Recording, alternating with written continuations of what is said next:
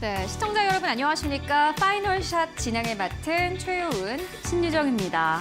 네, 오늘 우리 증시 양시장의 변동성이 정말 큽니다. 장중한 때는 3% 이상의 급락 흐름을 나타내기도 했는데 일단 현재 구간에서도 코스피, 코스닥 양시장은 모두 다 하락세로 거래가 되고 있습니다.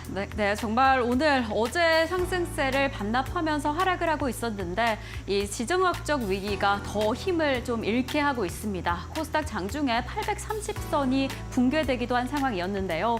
이러한 상황에 영향을 주고 있는 지금 이란과 이스라엘 어떠한 상황인지 어떻게 우리 시장에 영향을 미칠지 좀 살펴보셔야 할 것 같습니다. 네, 지정학적 리스크가 이렇게 부각되는 하루입니다. 오늘 전반적인 자산 시장의 분위기 함께 살펴보고 가도록 하겠습니다.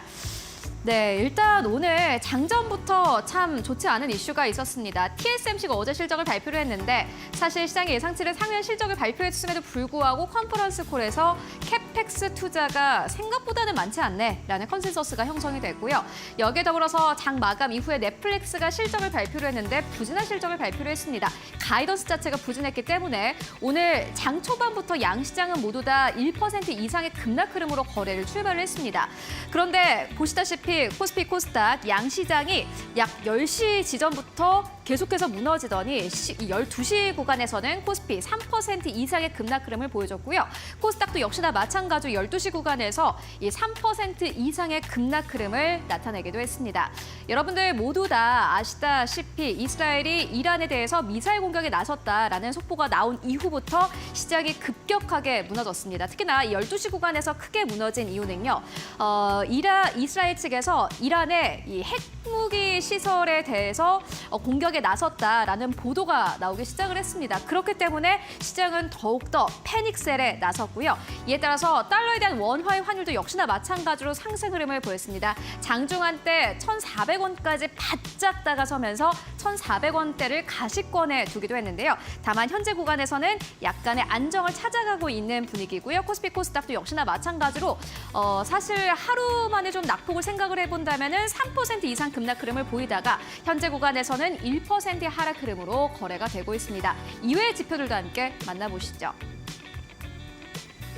네, 보시다시피 여기 첫 번째 나와 있는 이 차트는요. S&P 500의 빅스 선물 지수입니다. 공포 지수라고 불리는 빅스 지수인데 12시 구간에 주가 자체가 10% 이상 급등하면서 이 19선까지 오르면서 일단은 빅스 지수, 공포 지수도 크게 올라가는 흐름을 보여주기도 했고요. 여기에 더불어서 코스피 200 선물지수 같은 경우에는요. 3% 이상 급락 흐름을 보였습니다. 저희가 봤더니 이 많은 국가들의 선물지수 가운데서도 코스피 200이 가장 큰 폭으로 빠지는 흐름을 보여주기도 했습니다.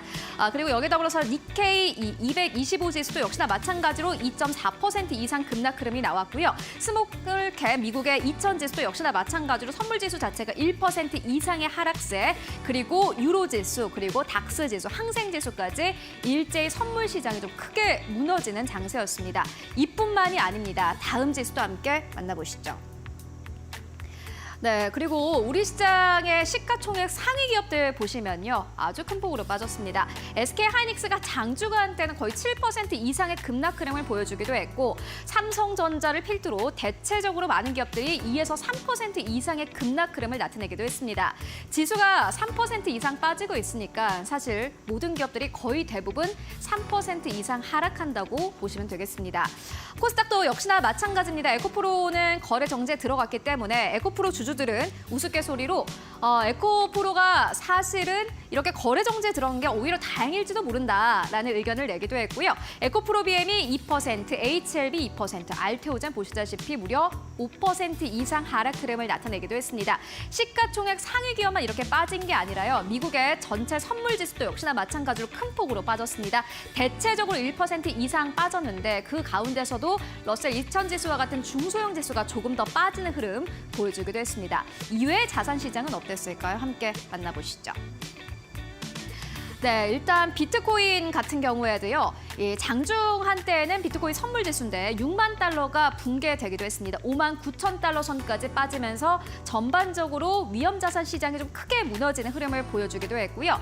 반면에 여러분들도 아시다시피 지정학적 리스크가 부각되면서 유가가 큰 폭으로 튀어 올랐습니다. WTI 선물 지수는요, 85달러 선까지 오르면서 일단 증권가에서는 만약에 지정학적 리스크가 지금보다 더 부각되게 된다면 90달러 선까지 오를 것이다라는 의견 내놓고 있고요.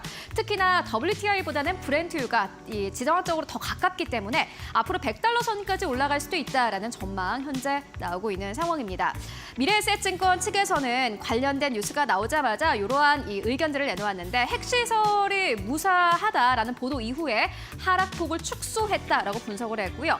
특히나 달러에 대한 원화의 환율, 이 가장 큰 문제점입니다. 이에 따라서 엔화, 달러화도 역시나 마찬가지로 급등과 급락 흐름을 보여줬었는데 핵시설이 무사하다라는 보도 이후에 하락폭을 축소하기도 했고요. 일단 뭐 여러 가지 이슈가 나오면서 하락폭이 좀 축소가 되긴 했지만은 보도가 나올 때마다 변동성이 지속적으로 확대되는 것은 부담이다라는 의견을 제시하기도 했습니다. 그리고 무엇보다요, 추가적인 공격이 있으면은 호르무즈 해협 봉쇄가 없다면 변동성이 축소되겠지만은 만약에 호르무즈 해협이 봉쇄되게 된다면은 유가가 아주 큰 폭의 변동성을 보여줄 것이다라는 의견을 제시하기도 했습니다. 이란과 이스라엘 이슈 계속해서 부각되고 있습니다. 이어서 신유정 앵커와 함께 만나보시죠. 네, 이렇게 이란과 이스라엘, 우리나라뿐만 아니라 글로벌 정시에 정말 큰 변동성을 주고 있습니다. 이란과 이스라엘 도대체 어디서부터 시작이 된 걸까요? 사실 지난 40년간은 두 국가가 그림자 전쟁이다라고 일컬으면서 직접적인 공격이 아닌 배후에서 간접적인 갈등을 이어오고 있었습니다. 하지만 지난 주말 13일 이란이 이스라엘 본토를 공격했습니다. 사실 본토를 직접적으로 공격한 것은 이번이 처음인데요. 이 본토에 직접 미사일 공격을 하면서 두 국가 간의 갈등이 이제 글로벌적으로 이제 조금 더 가시화된 상황이었습니다. 이에 이 이스라엘은 좀 직접적인 공격은 하지 않겠다, 시간을 두면서 불안감을 주겠다라고 하면서 직접적인 공격에 대한 언급은 하지 않고 있었고, 또 이 글로벌 시장 안에서도 국제사회에서도 중동 전쟁이 확대될 가능성이 있으니 이스라엘에게 조금 더 제재를 요청하는 상황이었습니다. 하지만 불과 몇 시간 전 이스라엘이 이란 본토를 공격했습니다. 지금 살펴본 바로는 주요 핵시설이 있는 이란 지역에 공격을 한 것이다라고 나타나고 있는데요. 한때는 우호적인 관계에 있었던, 사실 이슬람 혁명 이전에는 두 국가가 우호적인 관계에 있었는데 지난 40년간 지독하게 얽히면서 이제는 세계를 좀 위협에 빠뜨리고 있습니다. 사실 이렇게 두 국가가 갈등을 겪게 되면 가장 크게 영향을 미칠 것으로 보여지는 부분이 바로 국제 유가입니다. 이 국제 유가, 무엇보다 중동 지역에서는 호르무스 해협을 둘러싸고 있기 때문에 이 부분이 좀 위협에 처할 수 있다라고 이야기가 전해지고 있는데요. 이 호르무스 해협을 통과하는 배, 그 배가 이동하는 브렌트유가 하루에 이동하는 양이 이 전 세계 사용량의 21%에 달한다라고 합니다.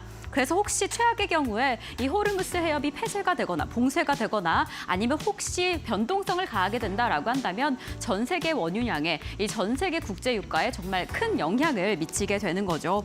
그래서 오늘 최고 3% 이상 상승하기도 했습니다. 이와 함께 오늘 또 움직이고 있는 것은 바로 원달러 환율입니다. 이번 주 중에 급등세가 좀 진정되나 싶었는데 다시금 이렇게 변동성이 강력하게 보여지면서 오늘 장중에 1,390원을 터치하기도 했습니다. 참 이러한 상황 앞으로 아직은 좀 지켜봐야 한다. 어떻게 진정이 될 것인지, 어떻게 진행이 될 것인지 지켜봐야 한다라는 이야기가 나오고 있지만 최악의 경우에는 이 두 국가의 배후에 있는 국가들 갈등이 시작될 수 있다라는 이야기도 나오고 있습니다. 러시아와 미국이 지금 뒤에 나서고 있는 상황이죠. 각각 이란과 이스라엘 뒤에서 배후의 세력으로 지지를 하고 있기 때문에 갈등이 심화될 경우 세계 전쟁에 이르는 것은 아닌가라는 최악의 이야기까지 나오고 있습니다. 지금 우선 우리나라는 어떤 상황으로 이 갈등을 받아들이게 될지, 오늘 시장은 어떻게 흘러가게 될지 저희와 함께 지켜보시면 좋을 것 같습니다. 네, 하지만 미국은요, 약 1시간 전 즈음에 우리가 이스라엘이 이란을 직접적으로 공격하는 데에는 함께하지 않겠다라는 MBC의 보도가 있기도 했습니다. 이러한 좀 보도 때문에 그나마 좀 낙폭을 줄여가는 것 같은데요. 오늘 전반적으로 함께 시장에 대한 이야기 나눠보도록 하겠고요. 또 안보 전문가 연결해서 관련된 이야기도 함께 나눠보도록 하겠습니다. 오늘 파이널 샷 좀 무거운 마음으로 출발을 해보도록 하겠습니다. 자, 그럼 오늘의 파이널 샷 출발합니다.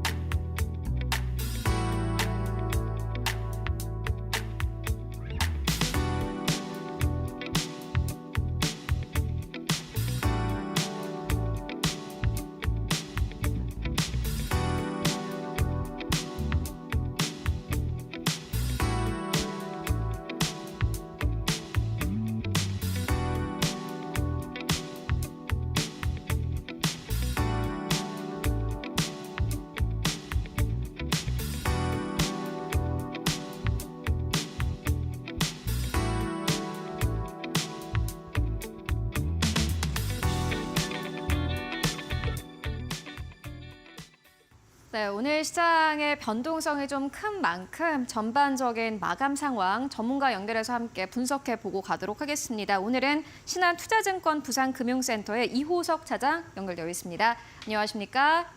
네, 안녕하십니까. 이호석 차장입니다. 네, 오늘 시장 마감 상황 어떻게 보고 계십니까? 네, 우선 시장 조금 긍정적으로 볼 수 있는 요지가 좀 없다라는 게 아쉬운 점입니다. 일단은 제일 중요한 것은 이제 소나기가 왔을 때 소나기를 맞지 않는 것이라고 생각을 하거든요. 결국은 시장의 하락세가 어느 시점에서 멈추게 되느냐가 좀 관심 포인트였다라고 할 수가 있겠는데요. 다행히 얼마 전부터죠. 점심 이후부터는 오후장 들어서는 이 시장 하락세가 어느 정도 좀 멈추는 모습 보여주고 있습니다. 코스피가 3%대까지 떨어졌다가 조금 어느 정도 회복하고 있는 모습을 보여주고 있는데요.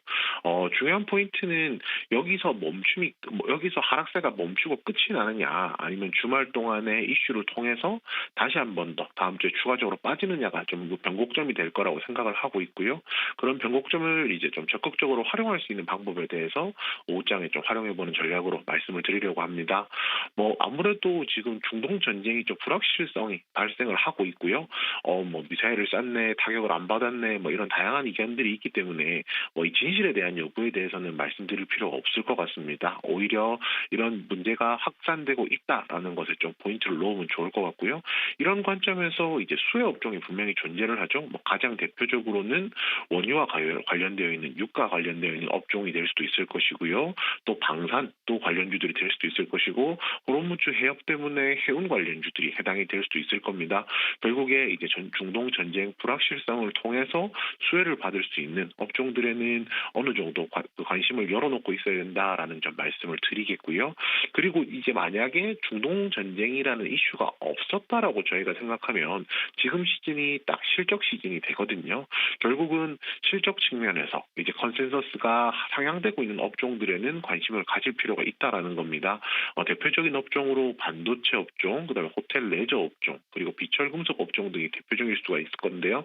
결국 이제 이런 이슈들, 글로벌한 이슈들을 제한다라고 하면은 지금 우리가 믿을 것은 실적밖에 없다라는 차원에서 컨센서스가 사양되고 있는 호실적 기대 종목에 대한 기대 업종에 대한 관심도 열어놓자라고 말씀드리겠습니다.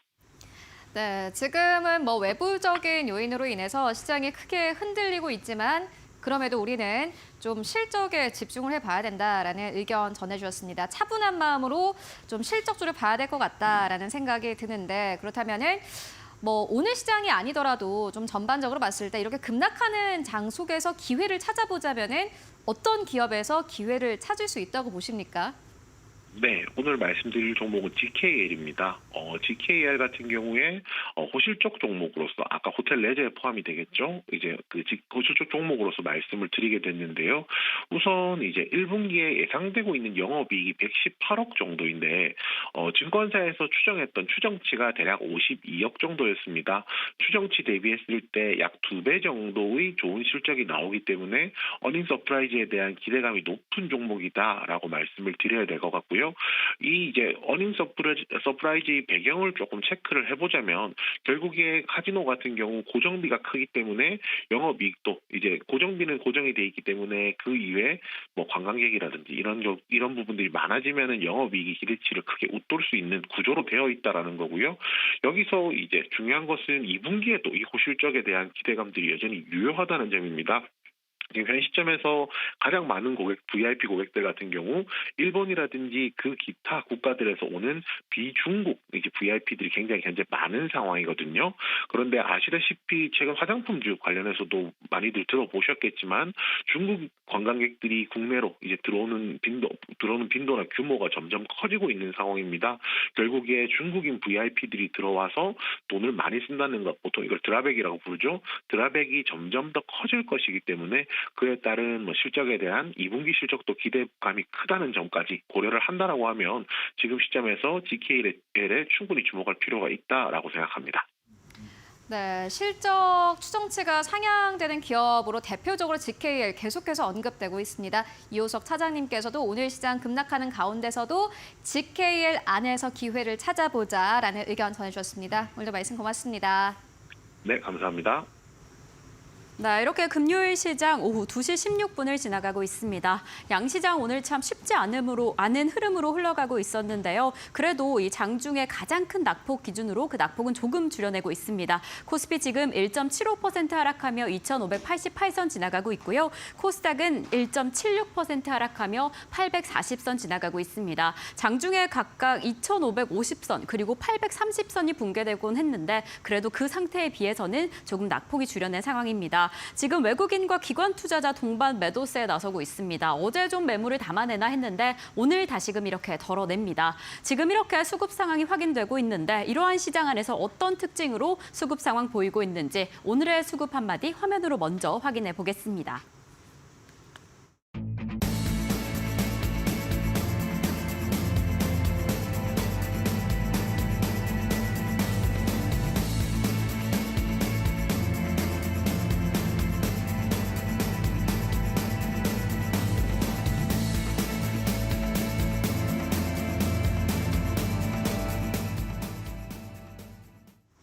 네, 지금 우리 시장 수급 상황은 어떤지 두 분의 전문가님과 함께 이야기 나눠보겠습니다. 위지웨이브의 이권희 대표님, 헤르메스 스탁의 김시은 팀장님 나와주셨습니다. 두 분 어서 오세요. 네, 안녕하세요. 안녕하세요. 네, 오늘 좀 무거운 마음으로 금요일 두 분을 모셨습니다. 정말 어제 시장이 하루 좀 나아지나 싶었는데 바로 이렇게 다시 낙폭을 키우고 있네요.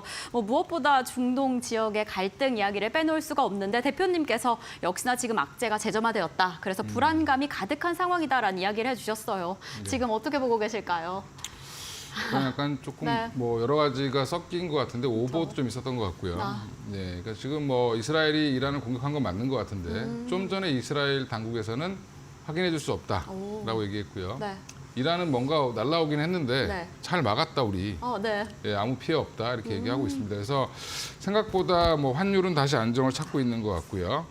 다시 유가는 근데 아직도 한 2%대 상승을 하고 있고 이 이유는 뭐냐면 뭔가 불안한 건 계속 남아 있는 거죠. 뭔가 뭐 약간 껄쩍지근하다 뭐 이런 건데 예, 그래서 지금 여전히 지금 중동발 불안은 뭐 언젠가 한번 나올 거라고 생각했는데 또 이제 재점화됐다라는 부분이 좀 안타깝고요. 그러다 보니까 시장이 안 그래도 요즘에 조금 뭐 변동성이 커지고 있는 상황에서 이런 악재가 던져지니까 아주 과민 예민하게 반응을 보이는데 또 우리나라만 그런 게 아니라 어제 일본 증시도 마찬가지였고요. 지금 아시아 전체가 뭐 불행하게도 장이 열려 있기 때문에 이게 뭐 그대로 다 맞았다라고 보시면 되고요.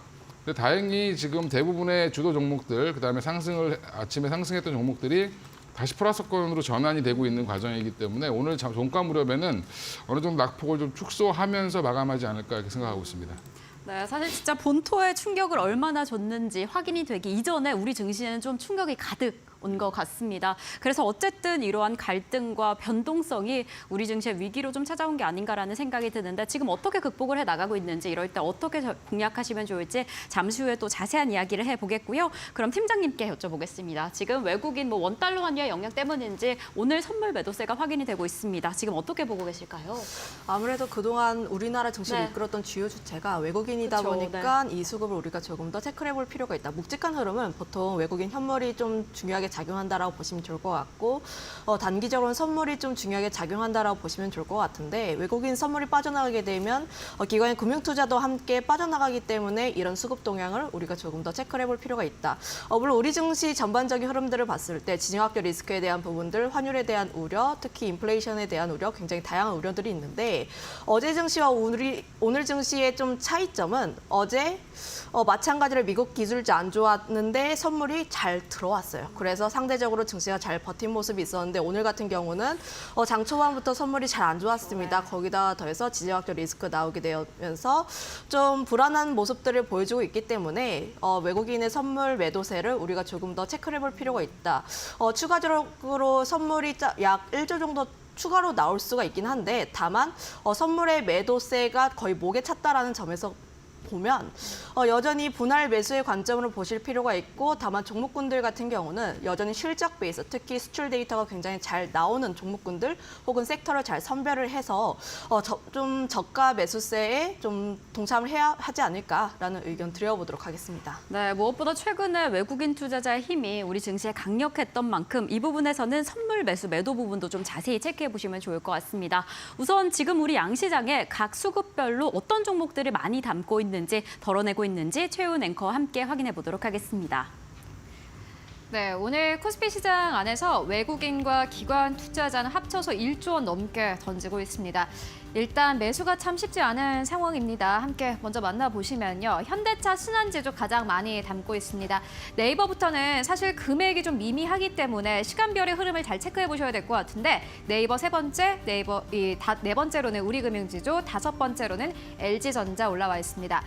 그렇다면 이런 시장에서 외국인 투자자들은 어떠한 기업을 가장 많이 팔고 있을까요? 사실 이 부분을 더 중점적으로 보셔야 될 것 같은데 SK하이닉스를 가장 많이 매도하고 있는 것으로 확인되고 있고요. 두 번째로는 한미반도체입니다. 일단 오늘 이 두 종목 모두 다 급락 흐름 나타내고 있는 상황입니다. 3% 이상 급락 흐름 현재 구간에서도 나타내고 있고요. 기아 세 번째입니다. 네 번째로는 LG화학 그리고 삼성전자 5번째로 올라와 있습니다. 다만 시장 전체적으로 지수 빠지고 있습니다만은 현대차 나 홀로 1% 이상의 상승 흐름 현재 보여주고 있습니다. 그렇다면 코스닥 안에서는 어떨까요? 함께 만나보시죠. 네, 오늘 코스닥 안에서는요. YIK 어제 이어서 계속해서 매수 흐름 나타내고 있고요. 두 번째로는 원익 IPS 올라와 있습니다. 그리고 세 번째로는 PSK홀딩스, 네 번째로는 클리오, 5번째로는 그린 리소스 올라와 있고요. 매도하는 기업들 잘 살펴봤더니 재룡전기 첫 번째로 올라와 있습니다. 그리고 급등 흐름이 나왔던 알테오젠 두 번째고요. 세 번째 엔캠 올라와 있습니다. 네 번째로는 HB 테크놀로지를 가장 많이 매도하고 있는 것으로 확인되고 있고요. 5번째로는 STI 올라와 있습니다. 그렇다면 기관 투자자들은 코스피 안에서 어떠한 기업 담고 팔고 있을까요? 함께 만나보시죠.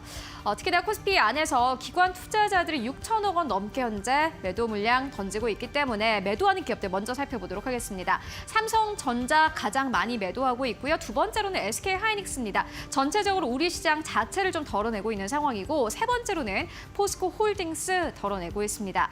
네 번째로는 현대차, 기아, 시가총액 상위 종목들 기업들 중점적으로 현재 매도하고 있는 것으로 확인되고 있고요. LS 일렉트릭을 가장 많이 매수하고 있습니다. 그리고 현대로템도 역시나 마찬가지로 두 번째로 가장 많이 매수하고 있는 기업으로 이름 올리고 있고요. 세 번째로는 하이브, 그리고 네 번째로는 GKL, 5번째로는 이수페타시스입니다. 그렇다면 코스닥 안에서 기관 투자자들은 어떠한 기업을 팔고 사고 있을까 함께 만나보시죠. 기관 투자자들이 현재 코스닥 안에서 매수로 전환을 했습니다. 오늘 일단 보시면요. 첫 번째로는 클래시스 올라와 있고요. 두 번째로는 JYP 엔터 올라와 있습니다. 세 번째로는 원텍, 그리고 네 번째로는 알테오젠, 5번째로는 TCK 올라와 있는 상황입니다. 일단 기관들은 오늘 시장에서는 많이 빠졌던 JYP 엔터와 같은 기업, 그리고 실적주인 클래시스를 중점적으로 매수하고 있는 것으로 확인되고 있습니다. 계속해서 실적도 나오고 있습니다. 오늘 HD 현대인프라코어 실적 발표를 했고요. 건설기계 쪽 계속해서 호실적 기대되고 있습니다. 미국 대선 앞두고 건설기계 쪽은 계속해서 기대감으로 올라가고 있는 기업이기도 합니다. 그리고 매도한 기업들 함께 살펴보면요. 주성 엔지니어링을 어제 이어서 가장 많이 매도한 기업으로 이름 올리고 있고요. 두 번째로는 한양 디지텍, 그리고 세 번째로는 재룡전기, 네 번째로는 하나마이크로 매도하고 있습니다. 코스닥 기관 투자자들 계속해서 하나마이크론 매도하고 있는 것으로 확인되고 있고요. 반면에 같은 업종 안에서도 약간 엇갈립니다. 클래시스 같은 경우에는 매수 흐름 나타내고 있지만은 젤시스 메디컬은 5번째로 가장 많이 매도하고 있는 기업으로 이름 올리고 있습니다. 지금까지 수급 상황 함께 살펴보고 왔습니다.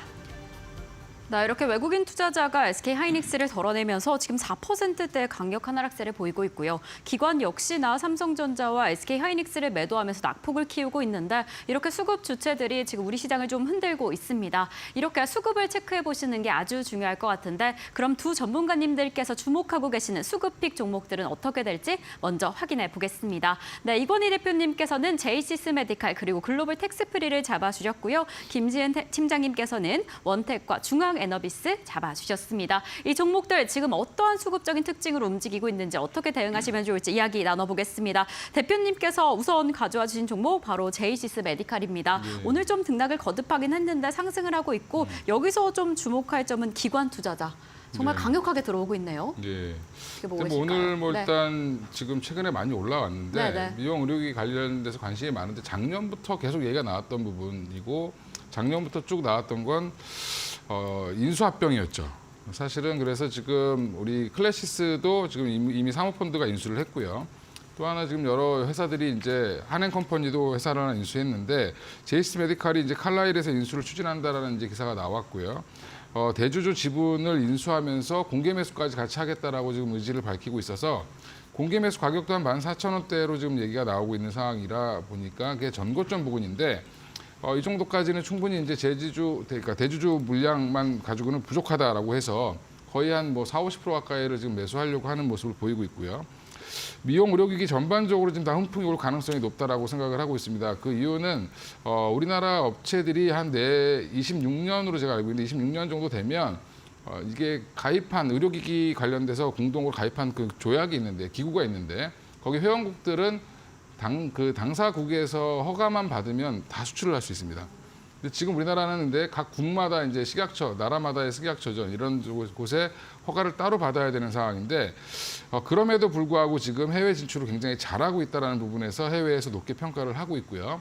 그런 부분에서는 해외에서 여전히 탐을 내고 있는 기업들이 많다라는 부분, 여전히 그래서 지금 인수합병 이슈는 계속 나올 가능성이 높고요. 의료기기 자체도 이제 실적 베이스로 움직이고 있기 때문에 생각보다 지금 실적이 굉장히 잘 나오고 있는데 영업이익률도 굉장히 높습니다. 그 이유가 기계를 팔아서만 버는 게 아니라 사실은 소모품 단을 굉장히 잘 팔고 있다는 부분인데 소모품이 사실은 마진율이 굉장히 좋기 때문에 이미 이제 수출해놨던 부분들 그다음에 신제품 나가는 것뿐만 아니라 기존에 깔아놨던 제품들이 계속적으로 소모품을 발생을 시키기 때문에 굉장히 좋은 사업 모델, 이제 선순환 구조에 들어갔다라고 보시고 대응하셔도 될 것 같습니다. 네, 이렇게 의료기기가 소모품 장면에서 좀 장기전으로 이어질 수 있는 힘이 아닌가라는 생각이 들고 이렇게 지금 허가 문제가 완전히 해결되지 않았음에도 불구하고 해외 진출이 원활하게 이루어지고 있다라고 한다면 또 이 부분만 해결되면 더 기대가 되지 않을까 그렇죠. 싶습니다. 네, 그럼 이제 팀장님께 여쭤보겠습니다. 팀장님께서 잡아준 첫 번째 종목은 원택입니다. 원택, 어제 기관이 덜어낸 부분만 제외하면 사실 장기적으로 보면 상당한 매수세 보이고 있습니다. 어떻게 보고 계실까요? 일단 미용 네. 의료기기 섹터 전반적으로 긍정적인 흐름들이 나와주고 그렇죠. 네. 있는데 특히 뭐 3월달 같은 경우에 미용 의료기기 섹터의 대장이라고 했던 종목이 비올입니다. 그런데 비올 같은 경우가 특허권 침해 소송에서 승소를 한 부분들, 특히 실펌엑스가 중국 쪽에서 허가받으면서 앞으로 매출 성장에 대한 기대감이 나오면서 좀 주가의 상승세를 나왔는데 그러면 비올이 중국의 허가를 받았으면은 그 다음 후속으로 중국 쪽에서 승인을 받을 수 있는 기업이 무엇이 있는가라고 보면은 원택과 제이시스 메디칼입니다. 그래서 비율이 먼저 움직이고 나서 그다음에 상승폭으로 봤을 때 수익률적인 측면에서 가장 좋았던 쪽이 원택과 제이시스 메디칼이 아닌가라고 보여지고 있는 만큼 이들 종목에 대해서 우리가 조금 더 관심 있게 볼 필요가 있지 않을까라는 의견 드려보도록 하겠고 앞서 이야기를 한 것처럼 실적이 굉장히 좋습니다. 미용 의료기기 섹터 장비만 파는 게 아니라 소모품 함께 판매하면서 실적에 대한 기대감도 상당히 높다라고 보시면 좋을 것 같고 특히 이 기업 같은 경우가 지난 9월에 좀 하락세가 나왔는데 가장 주요했던 요인이 경쟁사 쪽에서 무상으로 팁을 제공하게 되면서 실적이 안 나오는 것이 아니냐라는 우려 때문이었어요. 하지만 실적 굉장히 잘 나와주고 있고 소모품 팁 잘 나와주고 있다는 점을 보게 되었을 때 이번 1분기 실적 같은 경우도 여전히 기대가 된다라고 보시면 좋을 것 같고 거기다가 더해서 좀 기대가 되는 부분들이 중국인들이 관광을 오는 거예요. 중국 쪽을 보게 되었을 때 미용 의료 시술이라고 하면은 대개 써마지를 생각합니다. 써마지에 대한 비중이 굉장히 높은데 원택의 올리지오가 써마지에 좀 효능은 비슷한데 가격대는 약 절반이라고 생각을 해보시면 좋을 것 같아요. 가성비가 굉장히 뛰어난 제품이라고 보시면 좋을 것 같아서 특히 외국 관광객들이 돌아오게 되었을 때 우리나라 쪽에서 미용 의료기기 쪽에 대한 점도 함께 생각을 해보게 되었을 때 이런 부분들까지 고려를 해보면 미용 의료기기 섹터는 우리가 조금 더 관심 있게 볼 필요가 있다 이렇게 정리하겠습니다. 네, 이렇게 미용기기를 향한 두 분의 시선, 뭐 실적이라던가 전망이 좀 어느 정도 통한 게 아닌가라는 생각이 듭니다. 그래서 제이시스 메디칼부터 원택까지 조금 더 집중해서 살펴보시면 좋을 것 같고요. 그럼 저희는 두 번째 종목 글로벌 텍스프리 넘어가 보겠습니다. 오늘 조금 하락하고는 있지만 기관이 정말 엄청나게 사들이고 있네요. 오늘로써 뭐 8거래일째, 7거래일째 이어가고 있는데 어떻게 보고 계실까요? 일단 오늘 같이 이제 지정학적 리스크, 이제 외부 변수로 인해서 주가가 빠진다라고 하면 사실은 매수 기회라고 보시면 되고요. 일단 외국인들 관광객 계속 증가세입니다. 지금 최근에 모 화장품 애널리스트가 어제 올린 거 보니까 명동에 가서 어깨가 치일 정도로 사람이 많았다. 정말 많더라고요. 네, 근데 저도 명동 자주 다니는데 체크하려고 일부러 이제 글로 지나가는 경우도 있는데 지금 보면 외국인 관광객들이 굉장히 증가했고요. 빈 매장들이 지금 하나도 없습니다. 그 정도로 지금 호황을 이루고 있다는 부분은 2월 달 통계가 이제 한번 나왔었는데 그때 이미 코로나 직전 2019년이죠. 2019년에 거의 한 80%에서 80% 이상 이제 올라왔다라고 좀 얘기를 발표를 했는데 아마 이제 3월 달께 발표되면 그 이상으로 나오지 않겠나 생각을 하고 있고요. 여전히 이제 외국인들이 많이 온다는 거는 그만큼 텍스 리펀드를 받아갈 확률이 높다. 그 사이에 또 글로벌 텍스 프리가 주요 곳곳, 시내 곳곳에다가 이 ATM 기계 같은 기계를 많이 깔아놨거든요. 그러니까 이런 부분들이 이제 결국에는 좋아지고 있는 상황이고요. 예전에 면세점에서 주로 많이 샀다라고 하면 지금 사후 혜택을 받을 수 있는 것들이 많아지면서 뭐 올리브영이라든지 이쪽에 매출이 증가하고 있다라고 좀 다들 얘기를 하고 있는데 그 부분이 이제 글로벌 텍스 프리의 실적을 작년부터 올리기 시작했는데 올해는 거의 2배 이상 올라갈 걸로 지금 예상을 하고 있습니다. 올해 대비. 거기에 이제 플러스돼서 더 기대하고 있는 거는 프랑스부터 시작해서 태국, 뭐 싱가포르 여러 이제 해외 법인들을 만들어 놨는데 태국은 지금 열심히 작업 중이고요. 근데 이제 지금 프랑스는 이미 법인을 다 설치해서 어느 정도 기반을 깔아놨습니다. 그 이유가 올해 프랑스에서 100년 만에 이제 올림픽이 열리는데 파리에서 그 부분이 이제 매출에 올해 적용된다라고 하면 지금 잡아놓은 가이던스보다는 훨씬 더 올라갈 가능성이 높다라고 보고 있고요. 이런 부분들이 해외 사업 확대까지 붙는다라고 하면 글로벌 텍스 프리가 이제 올해부터는 좀 완전히 달라지는 회사가 되지 않겠나. 주가 지금 굉장히 높다라고 보실 수도 있는데 지금부터 오히려 치고 나갈 수 있는 자리가 될 거라고 말씀드리겠습니다. 네, 정말 최근에 국내에 입국하는 외국인 관광객 수가 폭발적으로 늘고 있다고 합니다. 저희도 이렇게 체감을 하고 있는데 너무 좋은 소식이지 않을까라는 생각이 들고 정말 외국인 관광객들이 두 손 가득 쇼핑을 하면 할수록 이 글로벌 텍스 프리의 향방이 조금 더 좋게 나타나지 않을까 싶습니다. 그래서 지금 이 시점에서 저가 매수의 기회도 잡으시면 좋을 것 같다라고 이야기를 해주셔서 이 종목도 이 시점에서 체크해 보시면 좋을 것 같습니다. 자, 그럼 팀장님의 두 번째 종목 중앙에너비스입니다. 중앙에너비스 오늘 힘이 너무 좋네요. 10% 넘게 상승하는데 어떻게 보고 계신가요? 힘은 너무 좋았는데 네네. 좀 고점 대비했을 때 윗꼬리가 살짝 달린 모습이 네네. 나오고 있습니다. 관련했을 때 아무래도 지정학적 리스크에서 좀 어떤 뉴스가 나오는지에 따라서 주가의 향방이 좀 갈린다라고 보시면 좋을 것 같은데 사실 뉴스는 굉장히 많은데 팩트 체크는 안 되어 있고 또 뉴스마다 좀 내용들이 다른 상황들이 연출이 되고 있다 보니까 좀 이 종목에 투자하신 분들도 굉장히 헷갈리신 것 같아요. 처음에는 이스라엘이 이란을 공격했다는 뉴스가 나왔는데 핵 중요 시설 근처에 공격을 했다라는 내용이 나왔지만 방공 시스템이 작동을 했고 미사일의 공격이 아니다라는 내용들이 나오게 되면서 좀 뭐 대장이라고 할 수 있었던 한국석유를 비롯해서 지정학적 리스크가 있는 종목군들 고점 대비했을 때 굉장히 많이 빠졌던 그런 상황입니다. 그런데 주가의 흐름들을 체크를 해봤을 때 고점 대비했을 때 빠졌는데 프로그램 매수세는 또 함께 들어와주고 있는 모습이 나와주고 있어서 좀 이 종목에 들어간 물량들이 어느 정도 탈출하기 위해서 모으는 것이 아닌가라는 생각을 하기도 했었는데 또 방금 전에 이스라엘이 시리아 남부를 공격한다라는 뉴스가 나오게 되면서 또 프로그램 매도가 나와주고 있어요. 그런 부분에서 보면 여전히 지정학적 리스크 관련 종목군들 같은 경우는 우리가 조금 더 주의를 할 필요가 있고 특히 시세가 나왔을 때 변동성을 이용해서 트레이딩을 할 필요가 있다라고 보여지고 있긴 합니다. 다만 이 종목군들 특히 뭐 유가라든지 해운이라든지 뭐 원자재 관련 종목군들이 오늘이 끝은 아니라고 보여지고 있는 게 지정학적 리스크 같은 경우에는 주말 사이에 어떻게 또 나올 수도 있고 물론 예측은 100% 못합니다. 100% 못하긴 하지만 이스라엘의 행보가 조금 수상하다. 특히 이란이 먼저 좀 이제 공격을 하긴 했는데 그렇게까지 큰 공격은 아니었어요. 생각보다 큰 공격은 아니었고 약한데? 라는 생각이 들 정도로 드론 300기 공격을 했는데 좀 우리 여기서 선 그을게 하고 선을 딱 그었습니다. 그런데 이스라엘이 다시 한번 우리 계속 공격할 거야 라는 이야기를 했고 그런데 지금 그 내면에서는 이스라엘 내부에서 네타냐후 총리가 좀 이제 법적인 리스크, 이제 사법적인 리스크가 있다 보니까 관련했을 때 정치적인 생명을 더 이어나가기 위해선 전쟁을 더 이어갈 가능성이 계속 높다라는 이야기가 계속 나와주고 있는 만큼 우리가 이 내용에 대해서는 조금 더 주목을 해볼 필요가 있다. 다만 이 종목군들 같은 경우는 굉장히 빠르게 짧게 끊어 가져야 됩니다. 네.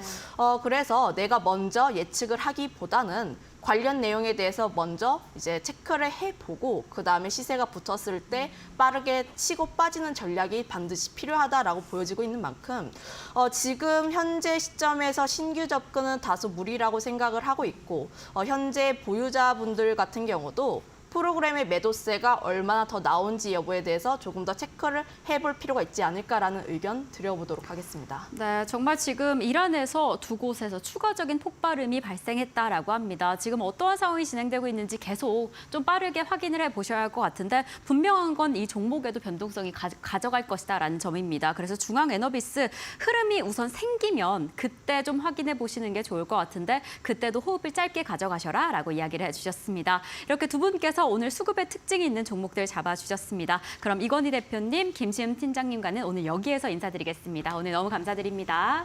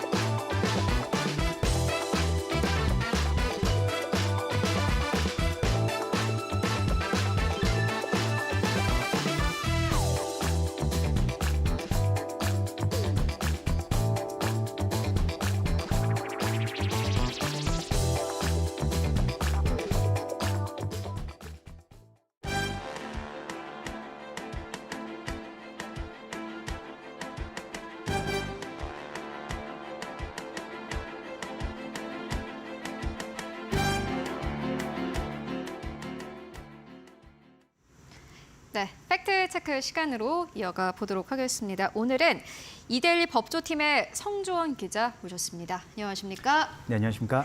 네, 오늘은 가장 첫 번째 이슈로 많은 분들이 정말 관심을 가지고 있으실 것 같은 네. 이재용 삼성전자 회장의 경영권 불법 승계와 관련된 좀 소송을 준비를 해주셨는데 현재 좀 어떻게 진행이 되고 있습니까? 네, 일단은 지난 2월에 그 1심 선고가 났는데 네. 놀랍게도 19개 혐의에 대해서 다 무죄가 선고가 됐습니다. 네. 사실 이제 삼성전자는 뭐 우리나라 주식시장을 대표하고 또 그죠. 우리나라를 네. 대표하는 기업이다 보니까 많은 분들이 관심을 갖고 있는 그런 기업이자 또 종목이기도 한데 1심 선고를 앞두고 많은 이목이 집중됐었거든요. 이제 항소심, 그러니까 2심이 다음 달 27일부터 시작이 됩니다. 일단 1심에서 앞서 말씀드린 것처럼 19개 혐의에 대해서 모두 무죄를 받았기 때문에 이재용 회장을 기소했던 검찰로서는 상당히 자존심에 스크래치가 난 그죠. 상처를 입은 그런 상황입니다. 그래서 당연히 이제 항소를 할 수밖에 없었고 법원에서도 과연 이 이재용 회장의 항소심을 어느 재판부가 맡을 것인가 내부적으로도 판사들도 관심이 되게 많았다고 해요. 왜냐하면 이 사건 자체가 워낙 많은 국민들과 또 언론의 관심을 받고 그렇죠. 있는 사건이고 네. 그러니까 판사로서도 상당히 부담이 되는 그리고 사건 기록도 방대하기 때문에 이걸 한번 그렇죠. 검토하는 데만도 엄청난 시간과 그런 노력이 들어가는 그런 사건이기 때문에 많은 분들이 관심을 갖고 법원과 검찰도 상당히 지금 집중해서 보고 있는 그런 사건이라고 볼 수 있습니다. 그렇다면은 항소심을 누가 맡았는지 굉장히 궁금해지는데 네. 누가 맡았나요, 그러면? 서울고등법원 형사 13부에 배당이 됐습니다. 네. 여기에는 백강진, 김선희, 이인수 부장판사로 구성되어 있는 재판부인데 이 재판부가 이제 또 다른 사건도 맡고 있는데 이재명 더불어민주당 대표의 최측근이죠. 김용 전 민주연구원 부원장의 불법 정치자금 혐의 사건도 담당하고 있는 그런 재판부입니다. 여기 이제 백강진 부장판사 같은 경우는 부인이 지난달에 대법관으로 취임한 신숙희 대법관입니다. 그러니까 부인은 대법관이고 이제 남편분은 이제 서울고등법원의 부장판사이신 네. 거죠. 부인 못지않게 이 백 부장판사도 상당히 이제 실력이 출중한 것으로 인정받는 법관인데 뭐 여담으로 한 가지 말씀드리자면 두 사람이 이제 서울대 법대 88학번 동기이신데 뭐 학창 시절부터 아주 소문난 커플이었다고 합니다. 일단 누가 항소심을 맡았는지까지 이야기 나눠보고 왔습니다. 네. 그렇다면 많은 시청자분들이 또 이번 그렇다면은 재판에서 어떤 부분을 좀 집중해서 봐야 될까를 궁금해하고 계실 것 같거든요. 네. 어떤 게 좀 관전 포인트가 될까요? 일단은 저희가 이제 1심 결과 자체가 상당히 조금 일반인들한테는 좀 깜짝 놀라신 분이 그렇죠. 많았을 것 같아요. 왜냐하면 앞서 말씀드렸듯이 검찰이 그 좀 자존심이 상처가 입을 정도로 완전 19개 혐의에 대해서 모두 무죄가 났기 때문에 그렇기 때문에 많은 분들이 예상하지 못했던 건데 통상적으로 검찰이 어떤 사람을 기소했을 때 이제 무죄가 나올 확률이 5%가 안 넘는다고 합니다. 물론 이제 여러 사건, 워낙 많은 사건들이 그렇죠. 있기 때문에 우리가 알지 못하는 사건들이 많기 때문에 좀 통계상의 어떤 착시 효과가 있긴 하지만 어쨌든 그만큼 검찰도 어떤 사람을 기소할 때, 그러니까 재판에 넘길 때는 상당히 많이 면밀하게 따져보고 어느 정도 범죄가 소명된다고 싶을 때 이제 기소를 하는 거기 때문에 검찰이 기소했다는 자체만으로는 그리고 19개의 혐의가 있지 않습니까? 엄청난 많은 혐의들이 있기 때문에 그중에 뭐 한두 가지는 걸리지 않을까라고 생각할 수 있었는데 그리고 또 검찰도 결심 공판에서 5년, 징역 5년을 구형을 했거든요. 그러니까 징역 5년을 구형했다는 것은 이게 보통 그냥 미미한 그런 범죄가 아니라 생각보다 좀 큰 죄를 적용시킬 수 있는 범죄였다라고 검찰은 판단한 건데 법원은 이제 그렇지 않다고 본 거죠. 그렇다면 과연 2심에서는 이 1심 판결을 뒤집기 위해서는 아주 결정적인 증거가 추가로 제출이 되어야만 아마 뒤집힐 수 있을 것이다. 그리고 법조계에서도 검찰이 얼마나 이 사건에 대해서 좀 의지를 갖고 항소심에 임하느냐. 이 부분이 상당히 중요한 그런 관전 포인트가 될 거다라고 말하고 있습니다.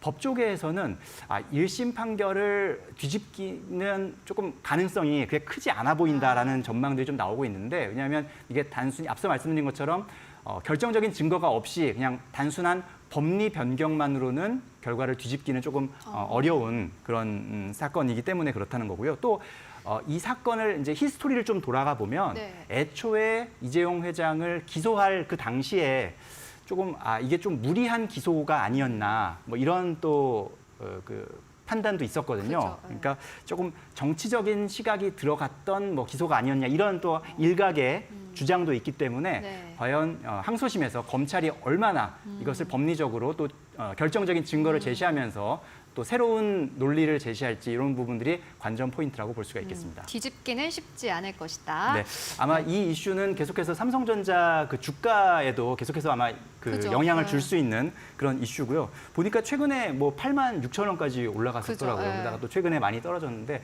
계속해서 아마 투자자분들한테는 이 이슈가 계속 다음 달까지 아마 이어질 그런 이슈일 것 같습니다. 네, 일단 뭐 리스크로 지금까지는 작용을 해왔는데 뒤집기는 쉽지 않을 것이고 다음 달 27일부터 항소심 시작됩니다. 관련해서 또 들어온 뉴스는 그때 한번 다시 짚어보도록 하겠고요. 이어서 또 최태원 SK그룹 회장 그리고 노소영 아트센터 나비관장 간에 이제 이혼 소송도 있지 않습니까? 네, 맞습니다. 한국에서는 어떻게 보면 가장 큰 이혼 소송인 것 같은데 네. 요거 또 이제 어떻게 좀 진행이 되고 있습니까? 지금 이제 1심은 결과가 나왔고 항소심이 이제 진행 중이었는데 이번 주 지난 16일에 이혼 소송 항소심 두 번째 변론을 진행했고 그 변론을 마지막으로 이제 일단 변론은 끝나고 이제 선고를 하겠다. 재판부가 이제 선고 기일을 잡았습니다. 바로 그 선고 날짜가 다음 달 30일입니다. 그렇다면은 일단은 이 부분을 조금 더 짚고 가야 될 텐데 어떻게 좀 지금 엇갈리고 있는 건가요? 보니까는 노 관장이 더 내가 좀 자산을 많이 받아야 된다, 재산을 더 많이 받아야 된다 이런 입장인 것 같은데 네, 어떤 그렇습니다. 정리를 해보고 갈까요? 일단 1심 결과를 살펴보면 최 회장이 노 관장한테 위자료 1억 원 그리고 재산 분할로 665억 원을 지급해야 된다. 이렇게 이제 1심에서는 판결을 그죠, 했거든요. 그런데 노 관장은 무슨 소리냐, 조금 더 받아야 된다. 그죠, 그래서 이제 예. 항소를 한 거고, 노 관장이 항소를 하니까 또 최 회장 입장에서도 가만히 있는 것보다는 맞항소를 하는 게 또 이제 법정에서도 조금 더 주장할 수 있는 그런 여지가 넓어지기 때문에 이제 서로 양쪽에서 다 항소를 한 상황입니다. 네. 그래서 항소심이 진행이 됐고 이제 두 번째 변론을 끝으로 재판부에서 다음 달 30일에 선고를 하겠다 이런 상황인데, 이게 사실 이제 30년 더 된 일이죠. 1988년에 두 사람이 이제 결혼식을 올렸고, 그러다가 이제 그 노 관장의 아버지는 뭐 다들 아시겠지만 노태우 전 대통령이시고요. 이후에 SK그룹이, 당시는 선경이죠. 선경이 1994년 초에 공개 입찰을 통해서 한국이동통신을 인수하고 또 그 이후에 신세기통신을 인수하면서 바로 지금의 SK텔레콤을 만들어낸 거죠. 네. 그래서 SK텔레콤에서 또 번 돈을 가지고 2012년에는 SK하이닉스를 또 인수하는 또 그렇게 하면서 이제 SK그룹이 엄청나게 덩치를 키운 그렇죠. 네. 그런 역사가 있는데, 노 관장 입장에서 보면은 이 SK그룹이, 지금의 SK그룹이 존재하기까지는 우리 집, 그러니까 최 회장의 집이면 처갓집인 거죠. 처갓집. 그리고 내 어떤 그 공이 큰데 그죠, 서포트가 있었는데. 기여를 한 건데 이거밖에 재산 분할을 안 해주는 건 말이 안 된다 해서 이제 항소를 했다는 거고요. 그래서 노 관장이 요구한 규모는 이제 처음에는 그 SK 주식회사 주식 한 650만 주, 금액으로 따지면 1조 원에 달하는 그런 규모를 재산 분할을 요구하다가 항소심이 진행되는 과정에서 그 요구하는 금액을 2조 원대로 높였습니다. 그리고 주식이 아니라 현금으로 달라, 이렇게 좀 변경한 그런 부분이 있는데, 과연 이 부분에 대해서 재판부가 어떤 판단을 내릴지. 왜냐하면 이 부분이 결국은 또 SK 주식회사 그 주가, SK 주가와 또 연결이 될 수밖에 없는 그렇죠. 그런 이슈입니다. 왜냐하면 최 회장도 뭐 국내 대기업 총수지만 사실 현금보다는 주식으로 많이 들고 계시거든요. 그죠. 그러니까 결국 이 재산 분할하기 위해서는 결국 자기 주식을 가지고 뭐 처분을 하든지 뭔가 그런 조치를 취해야 되는데, 결국 그게 또 주가에 영향을 줄 수밖에 없는 그런 이슈이기 때문에 역시 이 부분도 아마 많은 그 투자자들, 관련 이 종목에 투자하고 계신 분들한테는 초미의 관심사가 될 것으로 예상됩니다. 네, 삼성전자 그리고 SK까지 살펴보고 왔고요. 이어서 다음 이슈 또 살펴보고 가도록 하겠습니다.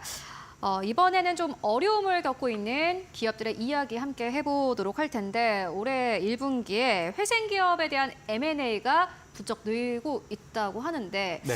좀 어떤 상황입니까? 지금 지난 1분기에 살펴보니까 전국 회생법원에 등록된 그 회생기업 M&A 공고가 12건으로 파악되고 있습니다. 이게 유동성이 풍부했던 2021년, 네. 21년과 비교하면 그때는 같은 기간에 2건이었거든요. 그러니까 그거에 비하면 단순 계산하면 6배가 늘어난 그러네요. 거니까 네. 상당히 이제 많은 기업들이 결국 M&A 매물로 시장에 나왔다라고 볼 수가 있는 것이고, 여기에는 뭐 코스닥 상장사로 치면은 위니아도 포함이 됩니다. 현재는 위니아는 거래 중지 상태인 상황이고요. 또 위니아의 계열사인 위니아전자 같은 경우는 직원의 임금과 퇴직금을 지불하지 못해서 대표이사가 재판을 받고 있는 상황이기도 합니다. 구속돼 있다가 최근에 또 보석 신청이 인용돼서 풀려난 그런 상태로 재판을 받고 있습니다. 네, 일단은 뭐 많은 기업들이 아무래도 고금리 상황에서 좀 버티지 못하고 있는 것 같은데, 그런데 네. 또 지금 상황을 잘 견디다 보면은 다시 회생할 수 있는 기업들도 많지 않을까요? 네, 그렇습니다. 지금은 이제 시장 상황이 워낙 안 좋다 그죠, 보니까 예. 금리도 이겨내지 못하고 물가 상승도 이겨내지 그렇죠. 못해서 조금 장사가 잘 안 되는 그런 기업들이 많아서 조금 이렇게 매물로 나오고 있다라고 치면, 다만 이제 기술력이 있는 그런 기업들도 있거든요. 그렇죠. 그런 기업들은 이런 상황만 조금 넘어간다면 또 나중에는 알짜 매물, 알짜 기업으로 또 성장할 수 있는 곳이기 때문에, 그래서 뭐 사모펀드 운용사라든지 혹은 좀 현금을 갖고 있는 기업들은 좀 싼 값에 좀 살 수 있는 기업이 없을까? 이렇게 좀 많이 눈독을 들이고 있는 상황이라고 합니다. 마치 뭐 주식 투자자들께서 조금 어떤 유망주가 좀 많이 조정됐을 때 네. 지금이 좀 모아놔야 될 때인가 이렇게 생각하는 것과 마찬가지라고 생각하실 수가 있는데 다만 지금 말씀드린 대로 고금리, 고물가 이 두 가지 파도가 언제 좀 진정이 될지를 예측한다는 자체가 또 어려운 일이기 그죠. 때문에 이 부분이 상당히 중요한 포인트가 될 것 같고요.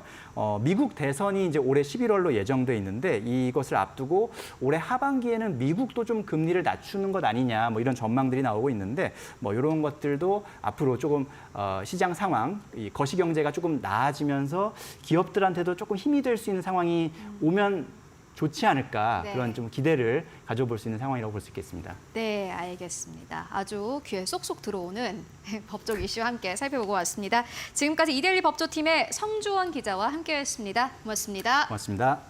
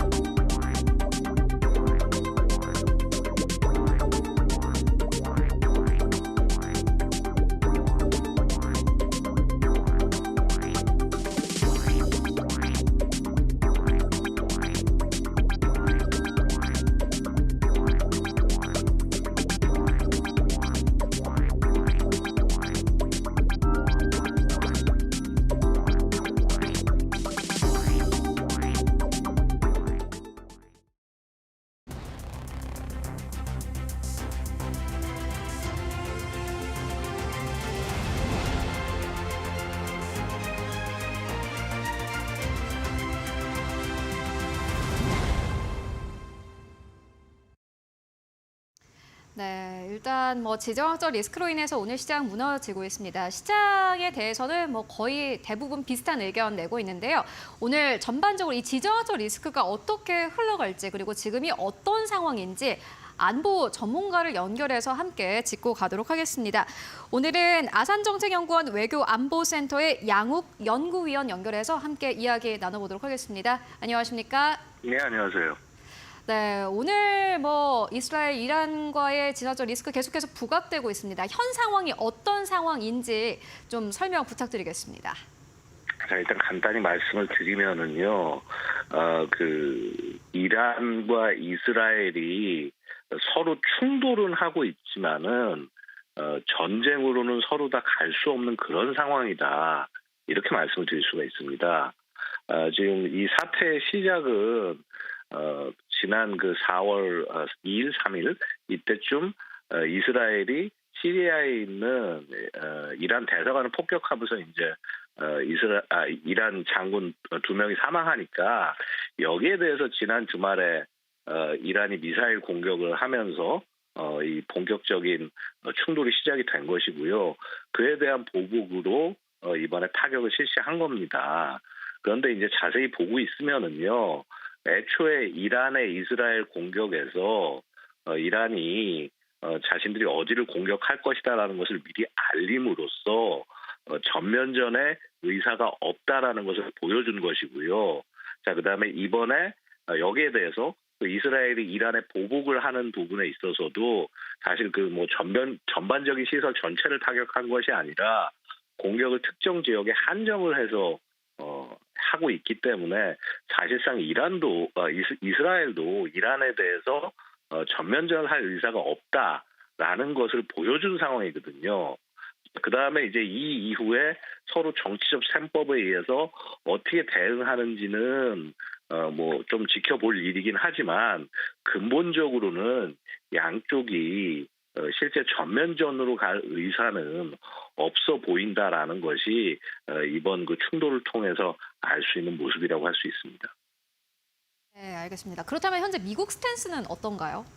미국은 당연히 지금 대선을 앞두고 있고 특히나 이런 중동에서의 충돌은 유가에 영향을 미칠 수밖에 없기 때문에 그것을 막기 위해서라도 양측의 충돌을 극렬히 지금 막고 있는 상황입니다. 특히 이스라엘이 이란에 대해서 보복을 하겠다라고 얘기할 때도 이걸 꾸준하게 막은 것이 미국이고요. 특히나 이스라엘의 그 공격에 대해서 우리는 지원하지 않겠다라고 사전에 명백하게 의사를 밝힘으로써 사실은 이 충돌을 원하지 않고 있음을 굉장히 강하게 어필한 것이죠. 네, 알겠습니다. 일단 미국의 스탠스까지 함께 만나보고 왔습니다. 지금까지 양욱 연구위원과 함께 이란과 이스라엘 상황 함께 짚고 왔습니다. 말씀 고맙습니다. 감사합니다. 네, 일단 대부분의 전문가분들이 이야기를 하는 게 미국은 지금 이 사태에 사실은 끼고 싶지 않아 하고 전반적으로 미국은 일단 인플레이션에 대한 우려가 더 큽니다. 11월에 대선 앞두고 있기 때문에 지금보다 유가가 더 오르면 안 되는 상황인데 앞서서 약 2시간 전쯤에 나온 뉴스에 따르면 또 미국도 역시나 마찬가지로 이스라엘이 이란을 공격하는 전면전에는 우리는 함께하지 않겠다라는 스탠스를 밝혔다라고 외신들은 보도를 한 상황입니다. 그렇기 때문에 일단 지금보다는 이 리스크가 더 확장되지는 않을 것이다라는 의견 나오고 있는데 하지만 전쟁 리스크는 어떻게 튈지 모릅니다. 계속해서 좀 따라가 보시는 게 중요해 보이고요. 그렇다면은 현재 시간에서 어떠한 이슈들을 좀 집중하면 좋을지 이어서 신유정 앵커가 전해드립니다. 네, 시장이 움직이는 이슈, 시장을 움직이는 이슈 마켓 무버입니다. 오늘은 반도체에 대해서 또 자세히 이야기 나눠보려고 합니다. 사실 이 반도체 최근에 시장 안에서 변동성이 워낙 크기는 했지만 이 반도체 대장주 중심으로 우리 시장을 지지해주기도 하고 견인해주기도 하는 만큼 이 계속해서 집중하지 않을 수가 없는데요. 그래도 이 시장 확장에 대한 기대감, 업황 회복에 대한 기대감이 가득한 만큼 이 부분에서 함께 체크하셔야 할 부분은 반도체 소재 장비 부품단입니다. 그 안에서도 최근에 정말 각광받고 있는 섹터가 바로 이 유리기판인데요. 이 유리기판 어떻게 최근에 이 기술 자체가 떠오른 이후로 상당히 오래 계속해서 관심을 받고 있습니다. 무엇보다 이 유리기판에 대한 기술력 자체가 뒷받침해주면서 미래가 계속해서 각광받고 있는 건데요. 우선 이 유리기판은 뭘까요? 이 반도체 기판이란 칩과 컴퓨터 메인보드를 연결하는 부품인데요. 그 연결하는 부품에 유리가 사용되는 겁니다. 이 유리기판에는 정말 많은 장점이 있습니다. 우선 이 유리라는 특성상 열에 정말 강력한데요. 그래서 온도 변화에 둔감하고 신호 손실이 낮아서 재료 강도가 아주 높아서 결국에는 소비 전력 절감 효과가 정말 대단하다라고 합니다. 지금 역사적으로 살펴보시면 이 반도체 기판에 사용되는 재료는 계속해서 변화해 왔습니다. 유기기판부터 유리기판까지 정말 다양한 소재가 변화해 왔는데요. 지금 이렇게 유리기판 너무 좋은 건 알겠다라고 했는데 사용하지 못했던 부분은 아무래도 비용적인 측면이 좀 걸려 있었습니다. 하지만 최근에 국내 기업들에서 국산 장비를 이용해서 이 유리기판 개발에 좀 성공을 하는 모습을 보이면서 그렇다면 상용화 정말 가능하지 않을까? 이러한 장점을 가지고 이어갈 수 있지 않을까라는 흐름이 보여집니다. 그래서 이제 유기기판에서 유리기판까지 이제 좀 변화할 수 있지 않을까라는 시장의 상황이 확인이 되고 있습니다. 이렇게 기대감이 계속해서 뒷받침되니까요. 유리기판에 참전하는 기업들이 점차 많아지고 있습니다. 그래서 최근에 정말 새로운 기업들도 그리고 기존의 기업들도 계속해서 새로운 기사를 내고 있는데 우선 글로벌 기업의 상황 먼저 확인해 보겠습니다. 인텔부터 애플까지 모두 유리기판 시장에 참전을 했습니다. 우선 인텔은 유리기판 R&D에 10억 원을 투자하겠다라고 밝혔고요. 애플은 직접 이 개발에 뛰어들면서 차세대 반도체 기판을 유리기판으로 채택하겠다라는 의견을 전했습니다. AMD 역시나 국내 앱솔릭스를 포함한 여러 업체들의 유리기판을 지금 테스트 중이다라고 밝혀서 정말 기대감 가득 안고 흘러가고 있습니다. 그렇다면 우리 시장 안에서는 그 유리기판 관련된 소재, 장비, 부품주 좀 체크해 보셔야 할 것 같습니다. 반도체 기판으로 가장 떠오르고 있는 기업이 단연 삼성전기 그리고 LG이노텍이고요. 유리기판 장비 소재단에서도 이렇게 여러 가지 기업들 그리고 반도체 검사 장비부터 이 식각 공정까지 여러 가지 기업들이 관련된 기업으로 떠오르고 있습니다. 사실 이러한 기업들 따라가시는 것도 너무 중요할 것 같고 새로운 기업들, 어떤 기업들이 이 전쟁에 뛰어들고 있을지 새로운 기업 팔로우업까지 저희와 함께 해보시면 좋을 것 같습니다. 네, 그렇다면 종목 살펴보고 가도록 하겠습니다. 오늘은 프레스티지 경영전략연구소의 반종민 소장 그리고 주식회사 플래처의 김덕호 대표 모셨습니다. 안녕하십니까? 네, 오늘 두 분과 함께 금요일 시장에서 움직이는 기업 함께 살펴보고 가도록 하겠습니다. 앞서서 신유정 앵커가 소개를 해주셨습니다만은 유리기판 관련해서 오늘 시장에서 좀 급락 흐름이 나오고는 있지만은 그래도 계속해서 따라가야 할 트렌드는 사실 이쪽이 아닌가 하는 생각이 드는데 반조민 소장님께서 첫 번째 기업으로 HB 테크놀로지 가지고 오셨습니다. 이 기업 가지고 오신 이유가 있으실까요? 오늘 좀 빠지긴 하는데 뭐 오늘 다 빠지니까 어떤 좀 시점에서 이걸 가지고 오셨는지 궁금하거든요. 일단 지금 굉장히 좀 수급적인 형태도 그렇긴 하지만 유리기판 이슈가 계속 좀 안 끝날 것 같습니다. 그렇기 때문에 여기에 따른 매수세는 계속 좀 있을 것 같고 오히려 지금은 좀 적은 비중으로는 신규 접근이 충분히 가능하지 않을까라고 좀 생각이 들고 있는데 지금 이 시점에서요? 예, 이 시점에서도 신규 접근은 충분히 가능하다라고 생각이 듭니다. 이게 왜 그러냐면은 한 번씩 지금 유리기판 관련된 종목들이 좀 순환매 형태를 보이고 있거든요. 그러다 보니까는 최근에 이제 뭐 피로티스가 상승을 하면은 일제히 좀 상승했다가 그 다음에 그 YC캠이 상승을 하고 그 다음에 이제 HB 테크놀로지 이렇게 좀 상승하는 편이 있기 때문에 거기에 따른 순환매적인 흐름들을 봤을 때는 추가 상승할 수 있는 여력은 좀 더 남아있다라는 말씀 드리겠고요. 특히 이제 동사의 경우에는 영업이익이 작년에 한 309억 원, 그러니까 전년 대비 350% 증가를 했기 때문에 여기에 대해서도 앞으로 좀 포인트로 잡을 수 있을 것 같고 주요 거래처를 좀 살펴보니까는 삼성 디스플레이와 삼성 SDI도 이제 포함이 되어 있습니다. 근데 유리기판을 보실 때 만약에 삼성전기 쪽이나 이쪽을 좀 살펴봤을 때 몇 가지 삼성적인 요소를 좀 살펴봐야 되거든요. 그래서 삼성전기의 경우에는 결국은 유리기판의 연구 개발 및 양산을 담당할 것으로 좀 전망이 되고 있고 삼성전자의 경우에는 반도체와 기판의 결합 그리고 삼성 디스플레이의 경우에는 유리공정 관련된 역할을 좀 맡을 것으로 전망이 되고 있기 때문에 이 세 가지 포인트로 봤을 때는 동사가 20년 이상 삼성과의 협력업체이기 때문에 같이 좀 부각될 수 있다는 점을 체크를 하시면 좋을 것 같습니다.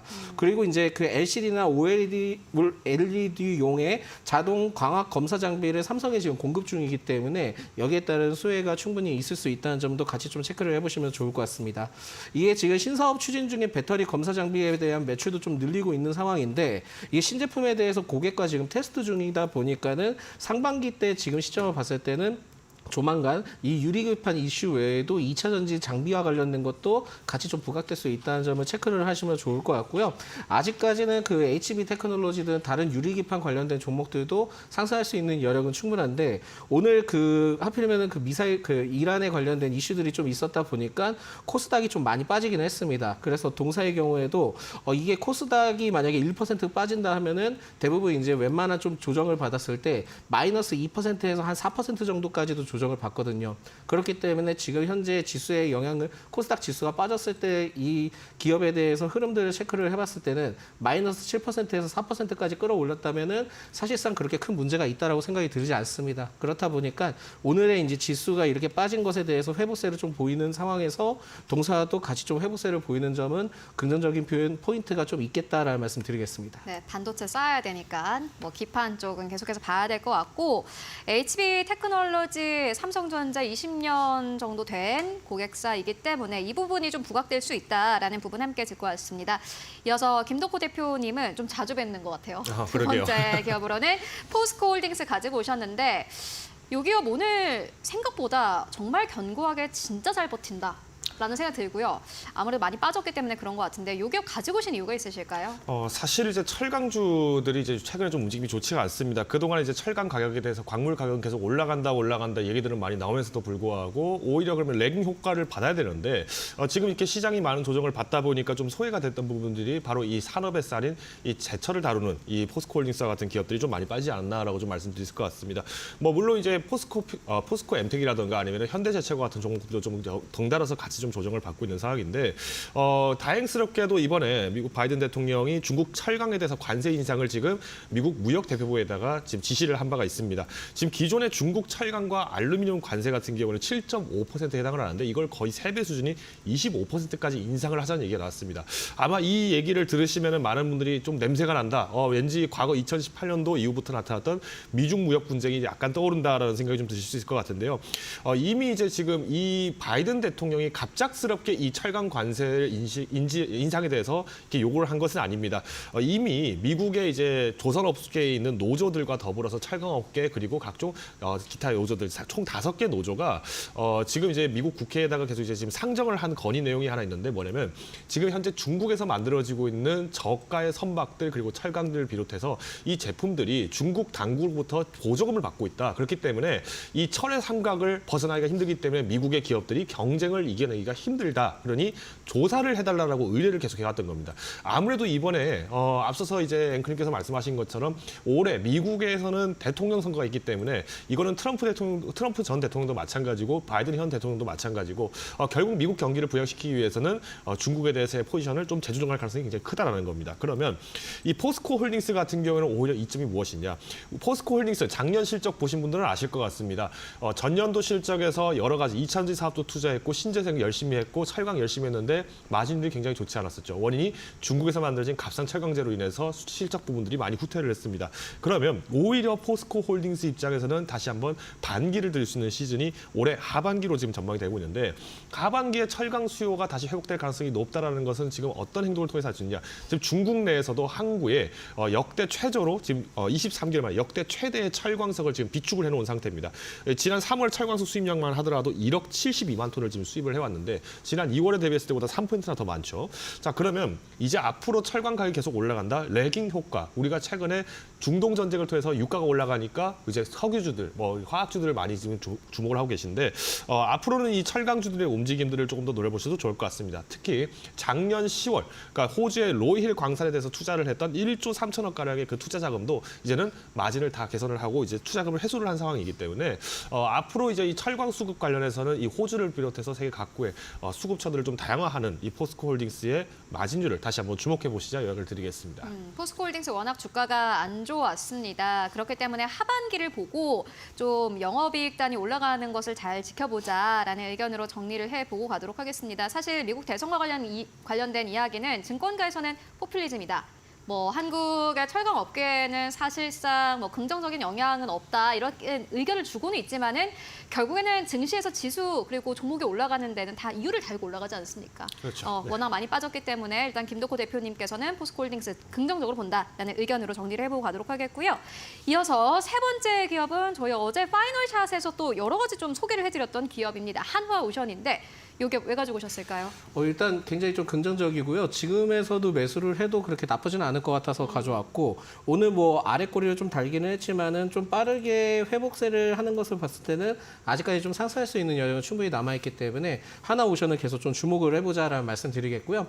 8개월 만에 전 거래일 때 시총이 한 10조 원 회복했는데 지금 또 10조 원 밑으로 내려왔습니다. 9조 8천억 원 정도네요. 예, 근데 다시 또 회복될 가능성이 높다 보니까 네. 여기에 대해서 10조 원 회복이 됐다는 것은 굉장히 큰 의미가 있을 수 있겠다라는 말씀 드리겠고 올해 1분기 연결 기준 매출액이 한 2조 2천억 정도 예상을 하고 있는데 영업이익이 흑자 전환을 할 것으로 좀 예상이 됩니다. 그러면은 여기에 따른 실적에 대한 기대감이 좀 상당하지 않을까 보고 있고 이것을 스타트를 통해서 하반기까지 계속 기조를 좀 유지할 가능성이 높거든요.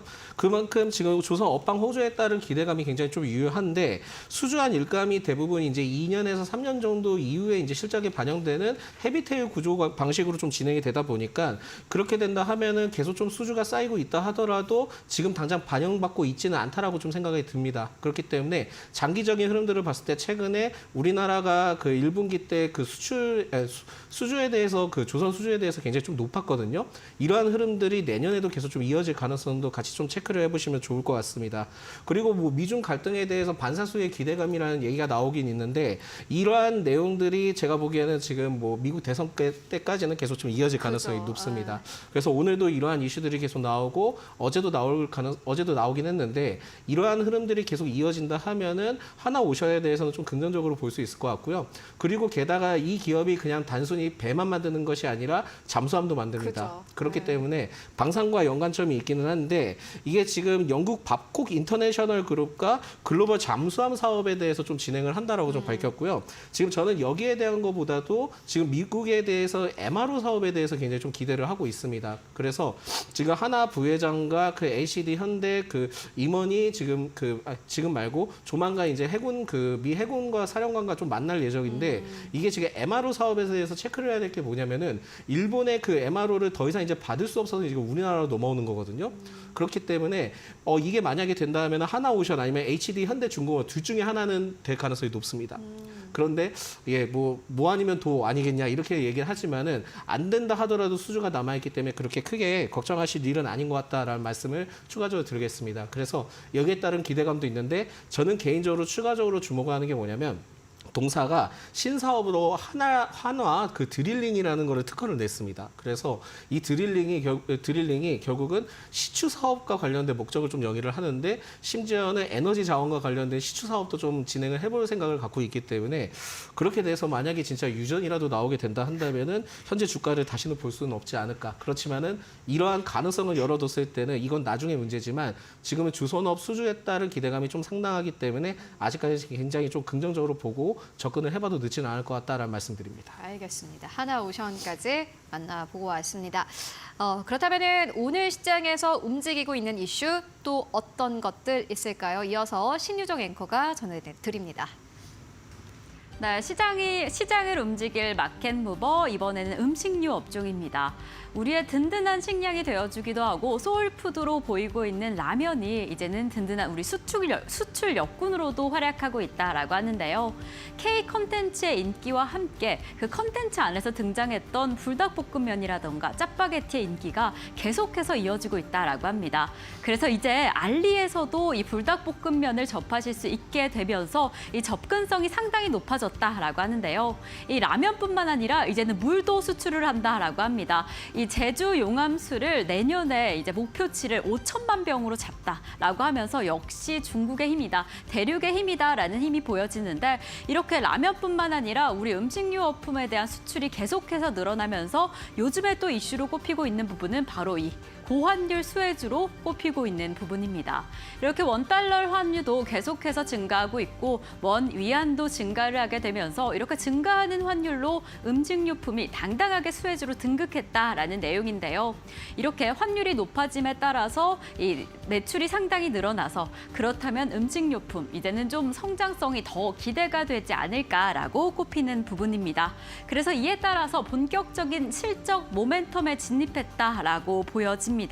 이 음식료 업종이 전반적인 원가 부담과 함께 이 국내 가공식품의 수요 성장 추세가 계속해서 이어지면서 업황 회복 전반적으로 보여지는데요. 그래서 이 주요 상장사 5개 매출을 합을 더해봤을 때 전년 대비 6.4% 성장할 것이다. 그리고 영업이익 역시나 17.3% 상승할 것이다. 라고 기대가 되고 있습니다. 이 안에서 식품 상장기업 브랜드 평판 1위를 달리고 있는 CJ제일제당의 경우에는 시장의 기대치를 10% 뛰어넘는 영업이익을 보일 것이다. 정말 호실적이 기대가 된다라고 보여지고 있는 측면이어서 이 CJ제일제당뿐만 아니라 전반적인 영업이익이 기대가 되고 이에 따라서 이 영업이익의 개선폭이 시장에 상당히 유의미하게 작용할 것이다라고 판단이 되고 있습니다. 지금 이렇게 그래프를 확인해 보시면 CJ제일제당, 오리온, KTNG, 농심뿐만 아니라 이 주요 기업들의 실적이 상승할 것이다라고 예측이 되고 있습니다. 지금 전반적인 업황 회복으로 인한 업황 개선으로 인한 이익 증대가 가시화되고 있는 듯해 보이는데요. 이러한 기업들이 추후에 어떤 흐름을 보이게 될지 그뿐만 아니라 이 수출은 어떻게 펼쳐지게 될지 우리의 수출 역군으로 어떤 활약을 하게 될지 조금 더 지켜보시면 너무 좋을 것 같습니다. 네, 음식료주 어제 이어서 오늘까지도 그래도 나쁘지 않은 흐름 보여주고 있고요. 이어서 김덕구 대표님의 네 번째 기업 만나보도록 하겠습니다. 네오위즈입니다. 오늘 시장 안에서도 참 이렇게 상승 흐름이 나온다라는 게 좋은 건지 나쁜 건지 잘 모르겠어요. 이 기업 어떻게 보세요? 일단 이제 게임주들이 전반적으로 조정을 좀 상당히 많이 받았습니다. 특히 이제 3N, 그러니까 NC소프트, 넥슨 그리고 넷마블을 비롯해서 확률형 아이템의 빵 프로 사건 논란들이 좀 굉장히 많았습니다. 최근에 나이트크로 출시했던 위메이드도 마찬가지로 글로벌 출시하고 한 달도 안 됐는데 확률 조작 논란까지 휩싸였죠. 자, 그러다 보니까 게임주들에 대한 투자 매력도가 사실은 어떻게 보면은 우리가 실제 이 투자를 했을 때 모럴 해저드가 많이 발생한다. 그로 인한 주가 타격이 크다라는 얘기들이 좀 많이 나왔는데 이번에 네오위즈는 오히려 아이러니하게도 신작 발표를 하게 되면서 또 이 확률 아이템에 대한 논란들을 오히려 더 우회를 하고 있는 자신감을 보이고 있습니다. 이번에 이제 프로사커 이제 사전 예약을 지금 국내에 진행을 했는데 50만 명이 지금 이제 돌파를 한 상황이고요. 이미 이제 베트남에서 서비스 서비스를 하고 있는 게임입니다. 아시다시피 우리가 이제 피파에 있는 선수들 라인업들을 통해서 이제 우리가 가차형, 수집형 RPG를 진행을 하는 게임인데 이게 이제 올해 3월 11일부 기준으로 했을 때 벌써 지금 50만 명이 등록됐다. 이제 140개국을 대상으로 이제 퍼블리싱을 진행했을 때는 상당한 수혜를 좀 볼 것으로 전망이 되고 있습니다. 더 나가서 지금 이제 네오위즈가 작년 한 해 특히 4분기 때 실적에서 가장 큰 효자를 보였던 피해 거짓이 실제 수적에서 엄청난 부분을 차지를 했었는데요. 특히 이제 2023년 4분기 매출의 1,000억 중에서 약 콘솔 및 PC 및 콘솔 매출이 613억이었습니다. 거의 대다수 이 중에 60% 가량이 사실상 이제 이 피해 거짓을 통해서 나타났는데 이번에 이제 넥슨 게임즈에서 과거 이제 활동을 했던 이상균 디렉터를 이제 영입을 하게 됩니다. 이분이 누구냐? 최근에 마비노기에서 마비노기 영웅전 혹시 기억하실지 모르겠습니다. 2010년 이후부터 해서 꾸준하게 지금 열띤 성과를 보이고 있는데 최근에 넥슨 게임즈가 이 마비노기 영웅전 IP를 토대로 해서 빈딕투스까지 출시하면서 PC 콘솔 시장에 도전을 하고 있죠. 그만큼 지금 우리 국내에서는 사실 모바일과 그리고 온라인 게임 위주로 좀 많이 영업이 되다 보니까 흔히 말하는 과금형 게임들에 대한 논란들이 항상 생겨왔습니다. 반면에 네오위즈 같은 경우에 스팀판 그리고 인디 게임들을 중심으로 출시를 하게 되면서 이 해외 시장들을 공략을 타격을 하고 있는데 이번 이 이상균 디렉터가 영입이 되게 되면서 이제 내러티브 영향을 좀 더 강하게 만들 것으로 전망이 되고 있습니다. 마찬가지로 피해 거짓도 이번에 DLC 착공에 지금 준비를 하고 있는데 이상균 디렉터가 이 과거 이 피해 거짓을 만들었던 이 스튜디오 라운드 8 스튜디오에 지금 이제 안착을 하게 되기 때문에 조금 더 높은 성과 기대해 보셔도 좋을 것 같습니다. 네, 네오위즈 앞으로의 성과가 좀 기대된다라는 부분을 짚고 왔습니다. 이어서 5번째 기업은 AP 시스템입니다. 이 기업 왜 가지고 오셨을까요? 일단 지금 동사가 그 반도체뿐만이 아니라 그 아몰레드 사업도 좀 진행을 하고 있고요. 2차 전지 장비까지 좀 진행을 하고 있다 보니까 골고루 좀 세 가지가 같이 좀 영향을 받는 것으로 판단이 되고 있는데 최근에 주가가 진짜 많이 오르긴 했습니다. 근데 이러한 그 주가가 올랐던 요인을 좀 찾아봤을 때는 유리기판은 아닌 것 같고요. 제가 보기에는 삼성전자의 투자 관점 때문에 좀 그랬던 것 같은데 삼성전자 그 테일러 그 공장 투자에 관련된 영향이 좀 거셌던 것 같습니다. 이게 왜 그러냐면 동사가 그 반도체 장비에 대해서 삼성전자와 2000년대 때 공동 개발로 좀 진행을 했던 게 있었거든요. 그렇다 보니까 삼성과 좀 연관점이 있었다 보시면 될 것 같고 그렇다 해서 뭐 SK 하이닉스와 또 연관점이 없는 건 아닙니다. 그래서 2028년 상반기부터 SK 하이닉스의 공급을 좀 시작을 했던 이력이 있다 보니까 이게 복합적으로 좀 영향을 받는 것으로 판단이 되고 있고요.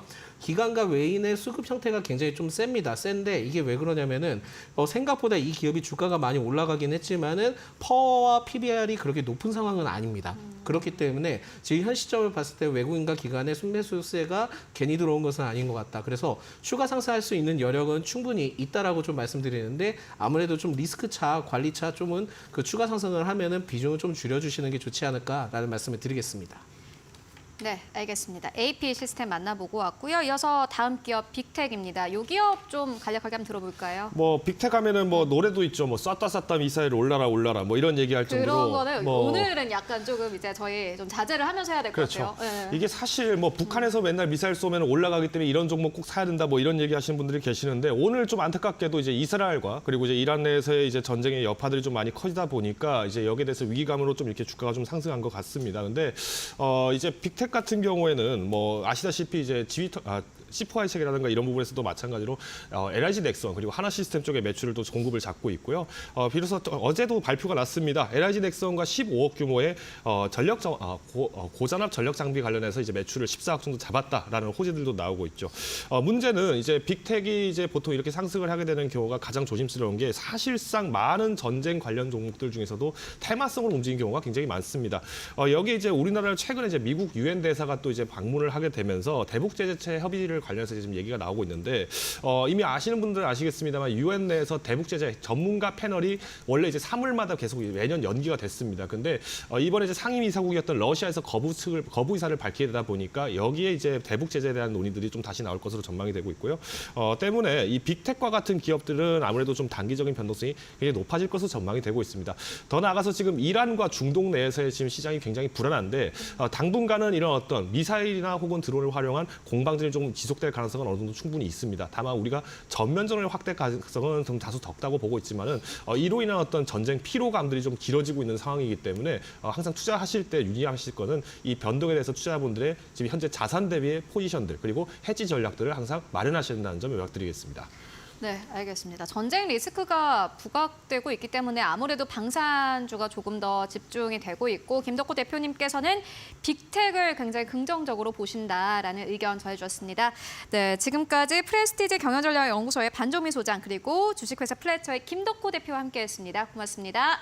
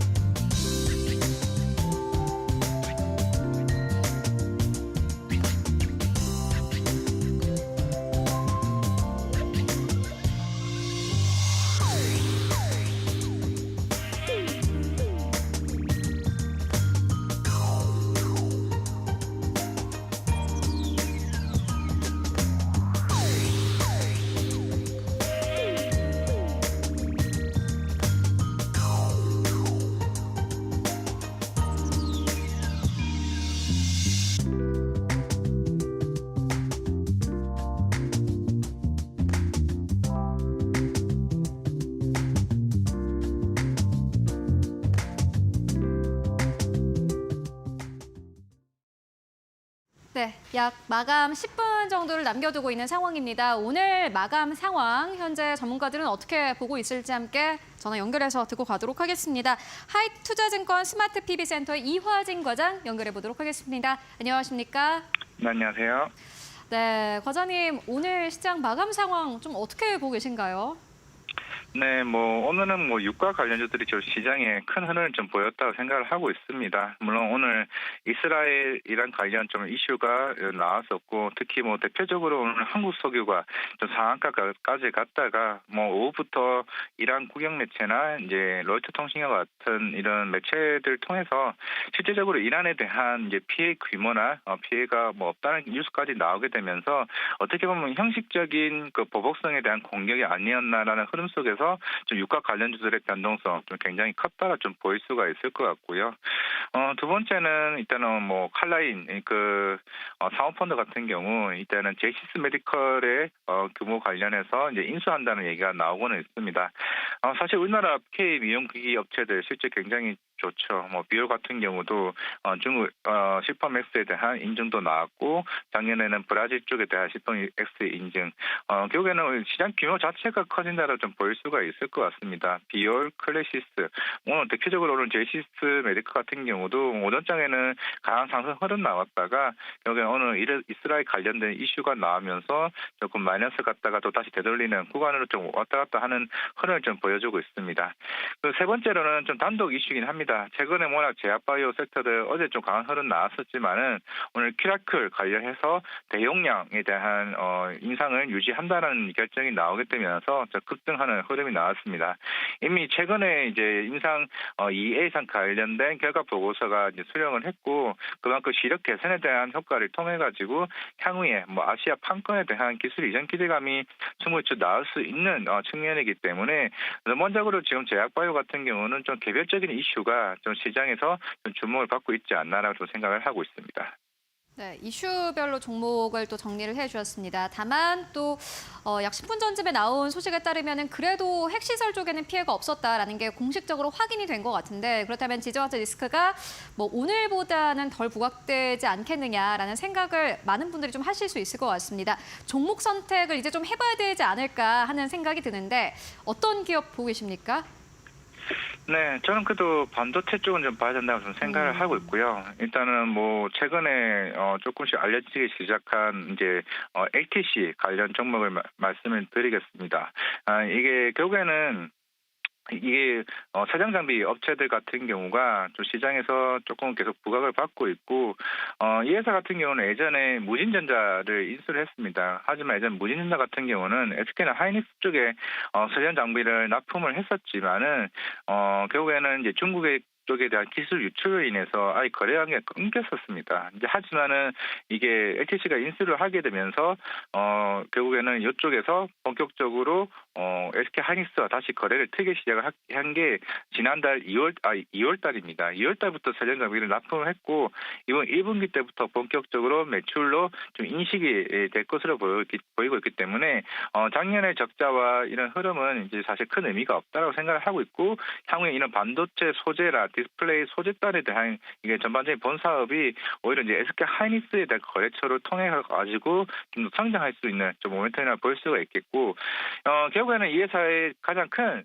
장점은 지금 이제 글라스 이제 클리닝을 개발을 했습니다. 이게 뭐냐? 결국 최근에 유리기판 관련주로서 시장이 하나 둘씩 뭐 피럭티슬 픽도로 나오고 있는데 이거는 지금 거의 독점으로 할 수 있는 사업이고 지금 여러 고객사와 비즈니스 협의 중에 있는 상태입니다. 그렇다면은 우리가 세정 장비 플러스 유리기판 관련주로서도 이 종목이 시장에서 크게 좀 부각받을 수 있다라고 좀 생각을 하고 있기 때문에 지금 오늘 주가가 빠졌을 때 다시 한번 들여다보자 말씀을 드리겠습니다. 네, 시장 상황 오늘 뭐 지정학적 리스크로 인해서 전반적으로 투자 심리는 좀 무너지긴 했습니다만은 많은 분들이 그렇다고 해서 반도체 실적이 무너지는 것도 아닌데 지금 저가 매수를 하는 게 좋겠다라는 의견을 대체적으로 주고 계시고요. 이화진 과장님께서도 역시나 마찬가지로 오늘 시장에서 LTC에 대한 투자 의견 전해주셨습니다. 오늘 말씀 고맙습니다. 네, 감사합니다. 네, 이 지정학적 갈등 때문에 장중의 긴장감이 정말 가득 고조됐었습니다. 하지만 그래도 최근에 계속해서 확인되고 있는 사실로 인해서 분위기가 조금은 풀어지는 게 아닌가라는 생각이 들기도 하고요. 그래도 지금 변동성이 가득한 시장인데 지금 이 상황 마감 시장 어떻게 보고 계신지 두 분의 전문가님 모시고 이야기 나눠보겠습니다. 레몬리서치의 이상엽 이사님 그리고 ISS의 이지환 대표님 함께해 주시겠습니다. 두 분 어서 오세요. 안녕하세요. 네, 정말 장중에 낙폭이 너무 심했는데 그래도 지금은 좀 나아지고 있는 게 아닌가라는 생각이 듭니다. 지금 이사님, 시장 상황, 마감 상황 어떻게 보고 계실까요? 네, 지금 이제 마감 네. 이제 동시효과 네. 들어가는데 네. 낙폭이 그래도 줄어든 것은 참 다행입니다. 다행이라고 이제 말씀을 드리고 싶고 그런데 이제 외국인의 선물 매도가 쉽게 좀 빠르게 줄어들지 않고 있는 상황이 조금 그 부분은 뭐 다음 주에도 계속해서 좀 지켜봐야 될 부분인 것 같습니다. 지금 현재 한 1조 6천억 매도가 되고 있는 상황이고 하락 종목 수는 약 2,000개 넘는 상황이라는 거 살펴볼 수 있는 것 같고요. 그래서 특징적인 거 좀 말씀드리면은 지정학적 우려가 좀 부각되고 있다는 거, 그리고 또 외국인의 선물만이 아니고 이제 현물에서도 좀 함께 매도가 나오고 있고, 또 이제 나스닥 선물도 좀 낙폭을 좀 줄인 것은 그나마 다행이라고 말씀드리고 싶은데. 일본 증시가 이제 3%대 하락을 했었었고 대만은 무려 한 5%까지 하락하다가 낙폭을 줄이긴 했는데 이렇게 낙폭을 크게 줄인 건 아니라는 것 여전히 확인할 부분이라는 거 말씀드리고 싶고요. 그리고 일부 종목군들 뭐 섹터 좀 말씀을 드리면은 방산주가 좀 상대적으로 강세를 보이고 있는 거, 그리고 이제 석유 관련된 종목군들 약간 좀 테마성 있긴 하지만 그쪽 종목군들, 그리고 뭐 일부 화장품, 일부 조선주들, 그래서 뭐 모든 종목 섹터가 무너진 거는 아니라는 것도 그래도 좀 볼 부분이지 않나라고 말씀을 드리고 싶습니다. 네, 낙폭을 줄여냈다는 것 좀 다행이기는 하지만 그래도 좀 많이 무너진 상황이긴 합니다. 이 안에서 뭐 무너지지 않은 종목들, 섹터들을 좀 집중해 보시는 것도 중요할 것 같고 오늘 좀 강력했던 외국인 선물 흐름도 계속해서 체크해 보셔야 할 것 같습니다. 자, 그럼 대표님께 여쭤보겠습니다. 지금 마감 상황 어떻게 보고 계실까요? 일단 이제 외국인들의 선물 매도가 지금 현재 연속적으로 계속해서 그렇죠, 네. 많이 출가 되고 있기 때문에 수급적으로 상당히 좀 고여 있는 모습이고, 오늘은 특히 이제 우발적인 부분이 중동발 리스크라는 부분이 장중에 나왔고, 또 이게 어떻게 보면 뉴스를 좀 더 부르는 형태로 이란의 핵위협까지 순간적인 공포심이 나오면서 뭐 대만 증시도 우리 증시도 일본 증시도 순간적으로 급락하는 모습이 나왔었거든요. 그러니까 이 부분이 어느 정도 회복은 됐지만 지금 현재 전반적으로 본다면 외국인들이 선물로 여전히 매도로 장중에 해지를 좀 하고 있는 모습이 좀 보여지고 있고, 반면에 이제 주식 매도량은 사실 그렇게 크지는 않습니다. 그러니까 외국인들이 매수했던 물량에 대비해서 코스피 시장에서 그렇게 매도 물량이 크지는 않는데, 문제는 이제 외국인들이 선물을 매도하면 금융투자 쪽에서 프로그램 매도 물량이 출회가 되는데 외국인들이 많지 않더라도 적은 물량을 매도해버리면 매수 주체가 없는 공백 상태가 되면서 조그만 이제 힘에도 낙폭이 상당히 순간적으로 크게 나옵니다. 그러니까 오늘은 이런 수급적으로 선물 매도, 프로그램 매도, 외국인 매도라는 어떻게 보면 수급적으로 이제 최악의 상황이 좀 연출이 되었기 때문에 대부분 섹터들이 좀 밀렸고 특히 여기에 사모펀드랑 단기 차익 펀드 물량들이 나오는 반도체 등을 비롯해서 상승폭이 좀 있었던 섹터들 상당히 고전을 했다. 반면에 미리 이제 낙폭이 한번 크게 겪었던 전력기기라든지 혹은 지금 현재 실적이 개선될 걸로 나오고 있는 화장품 같은 일부 섹터들은 오히려 외국인들이 매수하는 모습을 보이면서 전반적으로 단기적으로는 리스크 관리적인 측면에서 장기적으로는 오히려 기회로 활용하는 부분 양쪽으로 다 보였다. 이렇게 말씀을 드리겠습니다. 네, 이렇게 실제 충격보다 오늘 우리 시장이 더 충격을 받은 듯했던 오늘 시장입니다. 이렇게 오늘 시장도 마감을 향해 달려가고 있는데요. 양시장 지금 상황 확인을 해보겠습니다. 코스피 그래도 장중의 낙폭에 비해서 많이 줄여내면서 1.64% 하락으로 2,591선 지나가고 있습니다. 코스닥 역시나 낙폭을 좀 줄여내면서 841선으로 마감을 준비하고 있습니다. 이렇게 오늘 금요일 시장 마감합니다.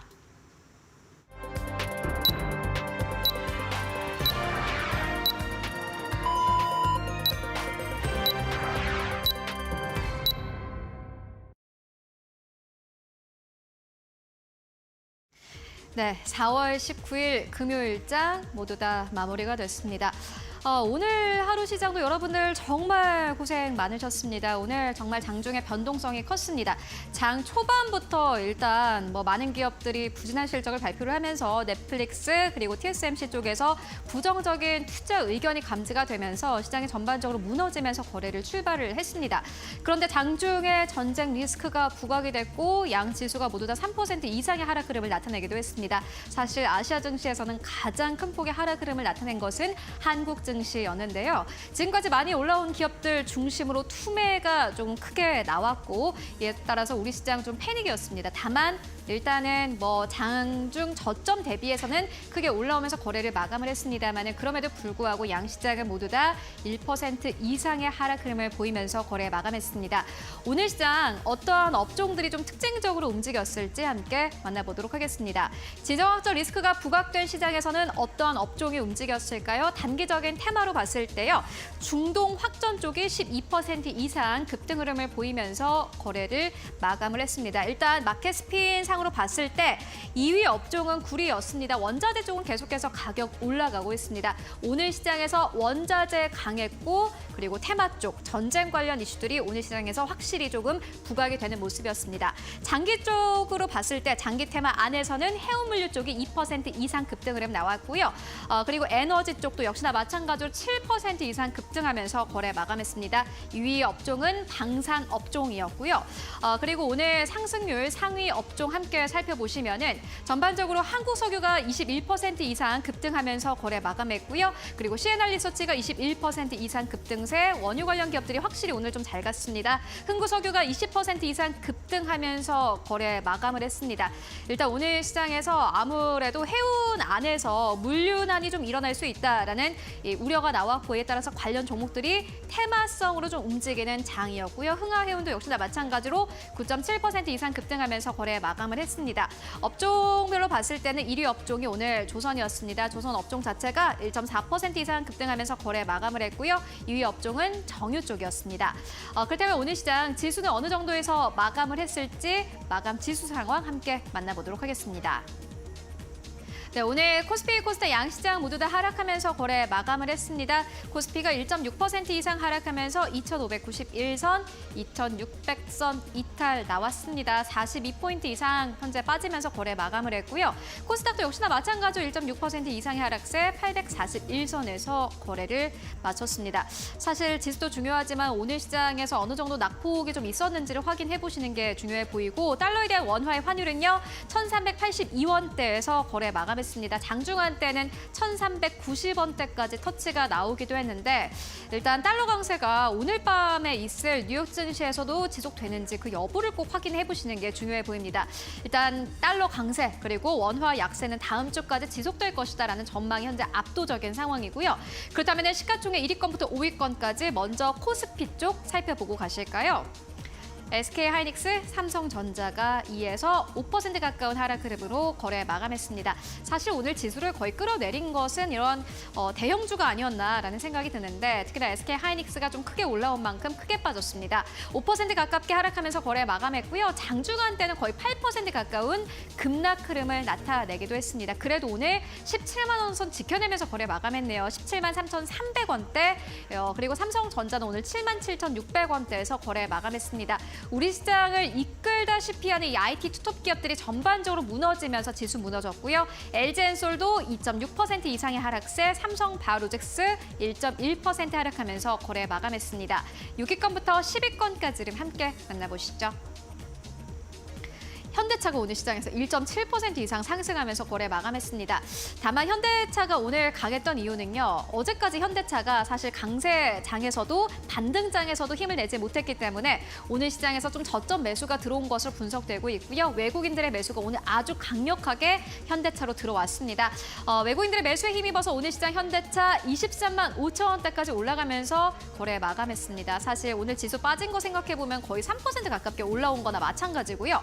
기아는 오늘 시장에서 1.6% 이상 하락하면서 11만 원대에서 거래 마감했습니다. 현대차와 기아가 약간 엇갈린 흐름을 보인 게 또 다른 특징이라고 할 수 있겠고 포스코홀딩스가 0.9% 하락세, 네이버가 오늘 시장에서 1% 가깝게 상승 흐름 나왔습니다. 역시나 네이버도 외국인들 매수 들어왔고요. 18만 2,400원대에서 거래 마감했습니다. 1위권부터 10위권은 혼조세였습니다. 그렇다면 코스닥 1위권부터 5위권까지는 어땠을까요? 함께 만나보시죠. 코스닥의 사실 변동성이 오늘 정말 컸습니다. 에코프로 비하면 장중한 때는 8% 가까운 급락 흐름을 나타내기도 했는데 오늘 시장에서 거의 하락폭을 줄여냈네요. 오늘 양봉으로 거래를 마감을 했습니다. 22만 7,500원대에서 거래 마감했습니다. 말 그대로 롤러코스터 시세였고요. 오늘 HLB는 2.7% 이상 상승하면서 10만 원대에서 거래 마감했습니다. 알테오젠이 오늘 좀 크게 빠졌는데 4% 이상 하락하면서 16만 8,400원대, 엔캠도 역시나 마찬가지로 5% 이상 급락 흐름이 나왔습니다. 알테오젠과 엔캠은 사실 고점 부근에서 계속해서 머물고 있기 때문에 오늘 지정학적 리스크와 함께 투자 심리 무너지면서 전반적으로 시세가 무너진 상황이고요. 6위권부터 10위권까지를 함께 만나보시죠. 리노공업도 역시나 마찬가지로 오늘 기관의 수급이 들어왔습니다. 1.4% 이상 상승하면서 27만 3,500원대에서 거래 마감을 했고요. 셀트리온제약 2.3% 이상의 하락세, HPSP 오늘 약보합 수준에서 거래 마감했습니다. 양봉으로 거래 마감했고요. 4만 3,950원대 그리고 레인보우 로보틱스 오늘 1% 가깝게 하락세, 이오테크닉스가 오늘 좀 크게 무너졌습니다. 3% 이상 하락하면서 23만 8천 원대에서 거래 마감했습니다. 마감 상황 함께 살펴보고 왔습니다. 네, 이렇게 이번 주 금요일 시장이 마무리가 됐습니다. 참 이번 주의 변동성은 지정학적 리스크에서 유발되었던 변동성이기 때문에 어느 정도 그 불안감을 가지고 다음 주를 맞이해야 될 것 같은데요. 이 다음 주 월요일 시장 어떻게 대비하면 좋을까요? 다음 주를 향해서 저희는 달려가 보도록 하겠습니다. 이사님, 저희 이제 다음 주 시장 월요일 사실 이 리스크가 어떻게 해결될지는 아무도 모르지 않습니까? 네네, 어느 정도 그렇죠. 뭐 정도는 나아질 수 있겠지만 정말 모르는 상황인데 이러한 마음을 가지고 또 월요일 시장 어떻게 맞이하시면 좋을까요? 네, 투자 심리 오늘 너무 위축될 필요는 없을 것 같습니다. 네. 항상 위기는 또 이제 기회가 될 수 있는 부분이기 때문에 일단 크게 좀 하락을 맞았고 뭐 이제 일본이나 대만 증시보다 좀 낙폭을 빠르게 줄인 것도 긍정적이고요. 오늘 뭐 지수와 해지할 수 있는 섹터도 좀 강했지만 뭐 엔터, 4사 모두 상승했고요. 일부 섹터 강한 종목군들 있다는 거, 또 기회를 찾을 수 있다는 거여서 포기하지 않으셨으면 좋겠다라는 말씀 먼저 드리고 싶고 다만 글로벌 증시가 좀 안정은 필요하다는 거, 네, 그건 좀 체크가 필요한 것 같습니다. 좀 한두 번 좀 세게 맞고 좀 V자 급등이 나오면 좋을 텐데 지금 뭐 4월 초반부터 연일 하락하다 보니까 반등이 나오다 또 하락하고 반등이 나오다 또 하락하고 해서 고점이 낮아지고 있다는 점을 감안했을 때는 좀 글로벌 증시가 좀 안정이 필요하다라는 말씀을 드리고 싶고요. 뭐 필라델피아 반도체 지수도 이번 4월 달에만 무려 한 8%, 약 한 9% 하락하고 있어서 그 부분에서도 좀 반등이나 저가 매수가 유입되는 아래 꼬리가 달리는 그런 캔들의 모습이 나올 필요가 있겠다는 거 살펴볼 필요가 있겠고요. 그리고 뭐 환율이 오늘 또 3일 만에 상승을 했습니다. 어제 이틀 연속 하락했었지만 여전히 고가권에 있다는 거. 그래서 이 부분도 좀 확인이 필요한 것 같고 뭐 금리나 유가도 마찬가지라는 말씀을 드리고 싶고요. 참 확인할 게 너무나 많은 것 같습니다. 그쵸, 네. 네, 그리고 또 이제 처음에도 말씀을 드렸지만 좀 관망을 하시긴 하시되 그래도 이렇게 변곡점은 분명히 좀 나올 수 있을 거라 생각을 합니다. 그래서 시장을 떠나시는 것보다는 이렇게 시장에서 항상 답이 있기 때문에 뭐 주요 기업들이나 주요 섹터 흐름 좀 살펴보시면 좋겠고 또 한 가지 좀 체크할 게 있습니다. 또 뭐냐라고 말씀하실 텐데 신용 잔고도 좀 체크할 필요가 있을 것 같습니다. 그 이제 뭐 당일날 HTS를 통해서 정확한 금액을 확인하기 힘들긴 한데 한 2, 3일 지나야 되잖아요. 그래서 오늘 확인해 보니까 이번 주 화요일 날 양 시장이 2%대 하락했을 때 양 시장에서 모두 각각 한 1,100억 원대의 신용 잔고가 출회가 됐거든요. 그럼 아마 오늘도 아마 또 하락 변동성이 컸기 때문에 신용 잔고가 출회가 됐을 것을 이제 다음 주 확인할 수가 있을 것 같은데 그래서 신용 잔고도 좀 확인하시면서 좀 기회를 찾으려고 하는 게 중요하겠다라고 정리하고 싶습니다. 네, 오늘 쉽지 않은 시간을 겪은 우리 시청자분들이 듣고 싶고 좀 믿고 싶으신 말씀일 것 같습니다. 지금의 위기가 기회가 될 수 있다라는 말 좀 실현이 됐으면 좋겠는데 무엇보다 글로벌 증시 안정이 우선시 되어 보이고요. 그리고 신용잔고를 체크하시면서 다음 주 시장 대응해 보시면 더 좋을 것 같습니다. 자, 대표님께 여쭤보겠습니다. 대표님 이제 다음 주 월요일 어떻게 대응하시면 좋을까요? 일단 이제 단기적으로 투자하시는 분들은 네네. 리스크 관리가 일단 리스크 설계가 관리, 될 것 네. 같고 하지만 이제 장기적인 투자로 보시는 분들은 기회를 좀 엿볼 수 있는 찬스가 또 올 수 있다는 관점에서 장기와 단기의 전략을 조금 다르게 세우시는 게 좋을 것 같습니다.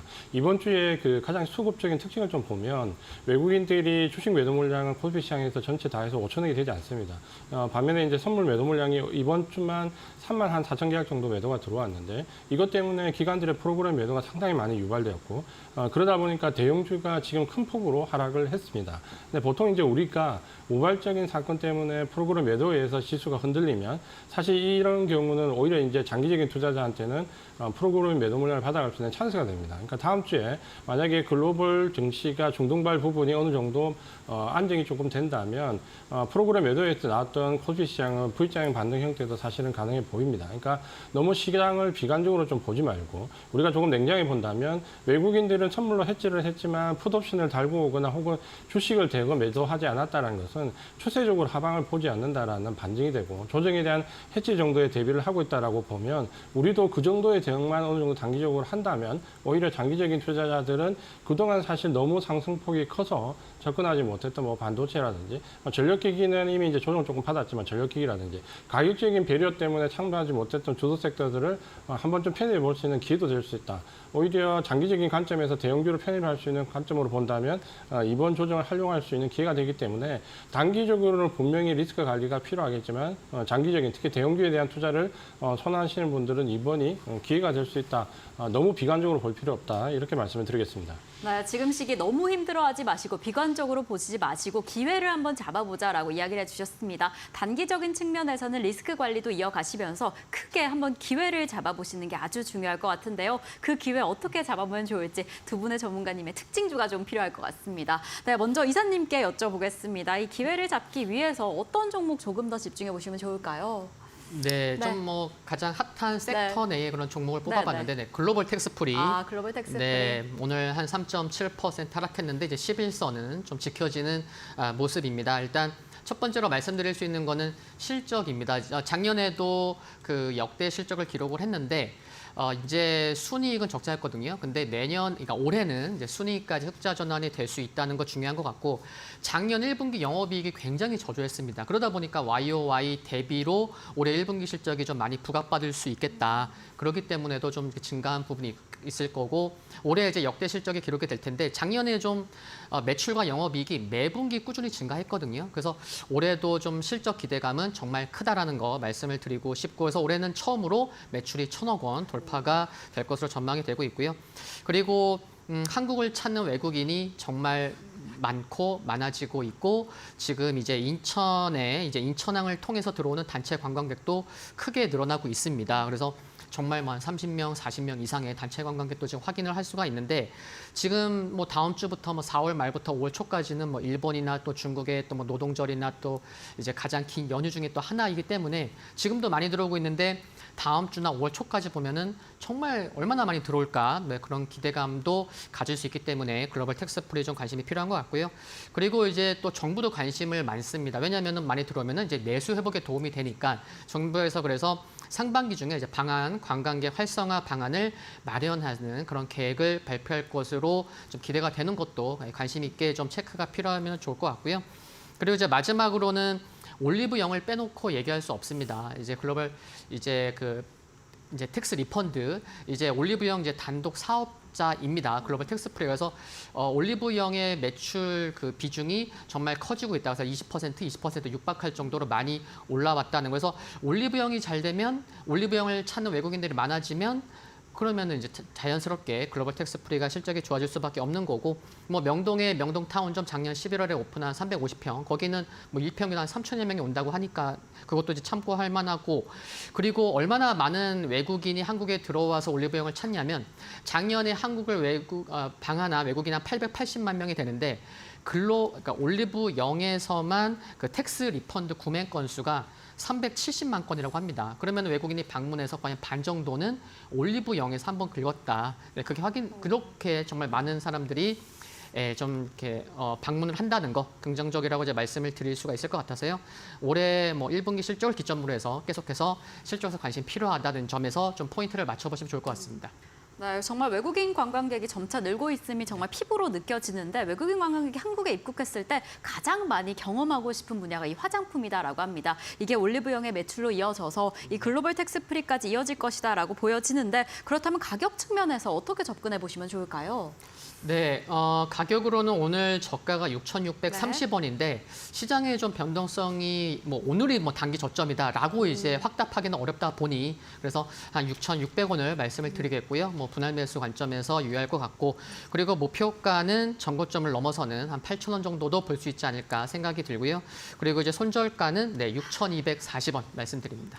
네, 이렇게 매출과 실적에 대한 기대감이 가득한 글로벌 텍스 프리 자세히 살펴보시면 좋을 것 같고요. 대표님께도 여쭤보겠습니다. 대표님, 저희가 이제 월요일 시장부터 맞이하게 되면 어떤 종목 조금 더 집중해 보시면 좋을까요? 사실 이제 관심이 가는 건 좀 장기적으로 반도체를 여기서 매수하는 게 좋을 것 같은데, 네, 일단 네. 떨어지는 낙폭이 너무 크기 때문에 그렇죠. 바닥을 조금 하회하시는 장기 투자자분들 관심을 가지시고, 지금은 어쨌든 장기적으로 접근할 수 있는 부분은 이 모멘텀과 이슈가 맞아떨어지는 섹터를 봐야 되는데, 역시 이제 방산을 좀 볼 수밖에 없습니다.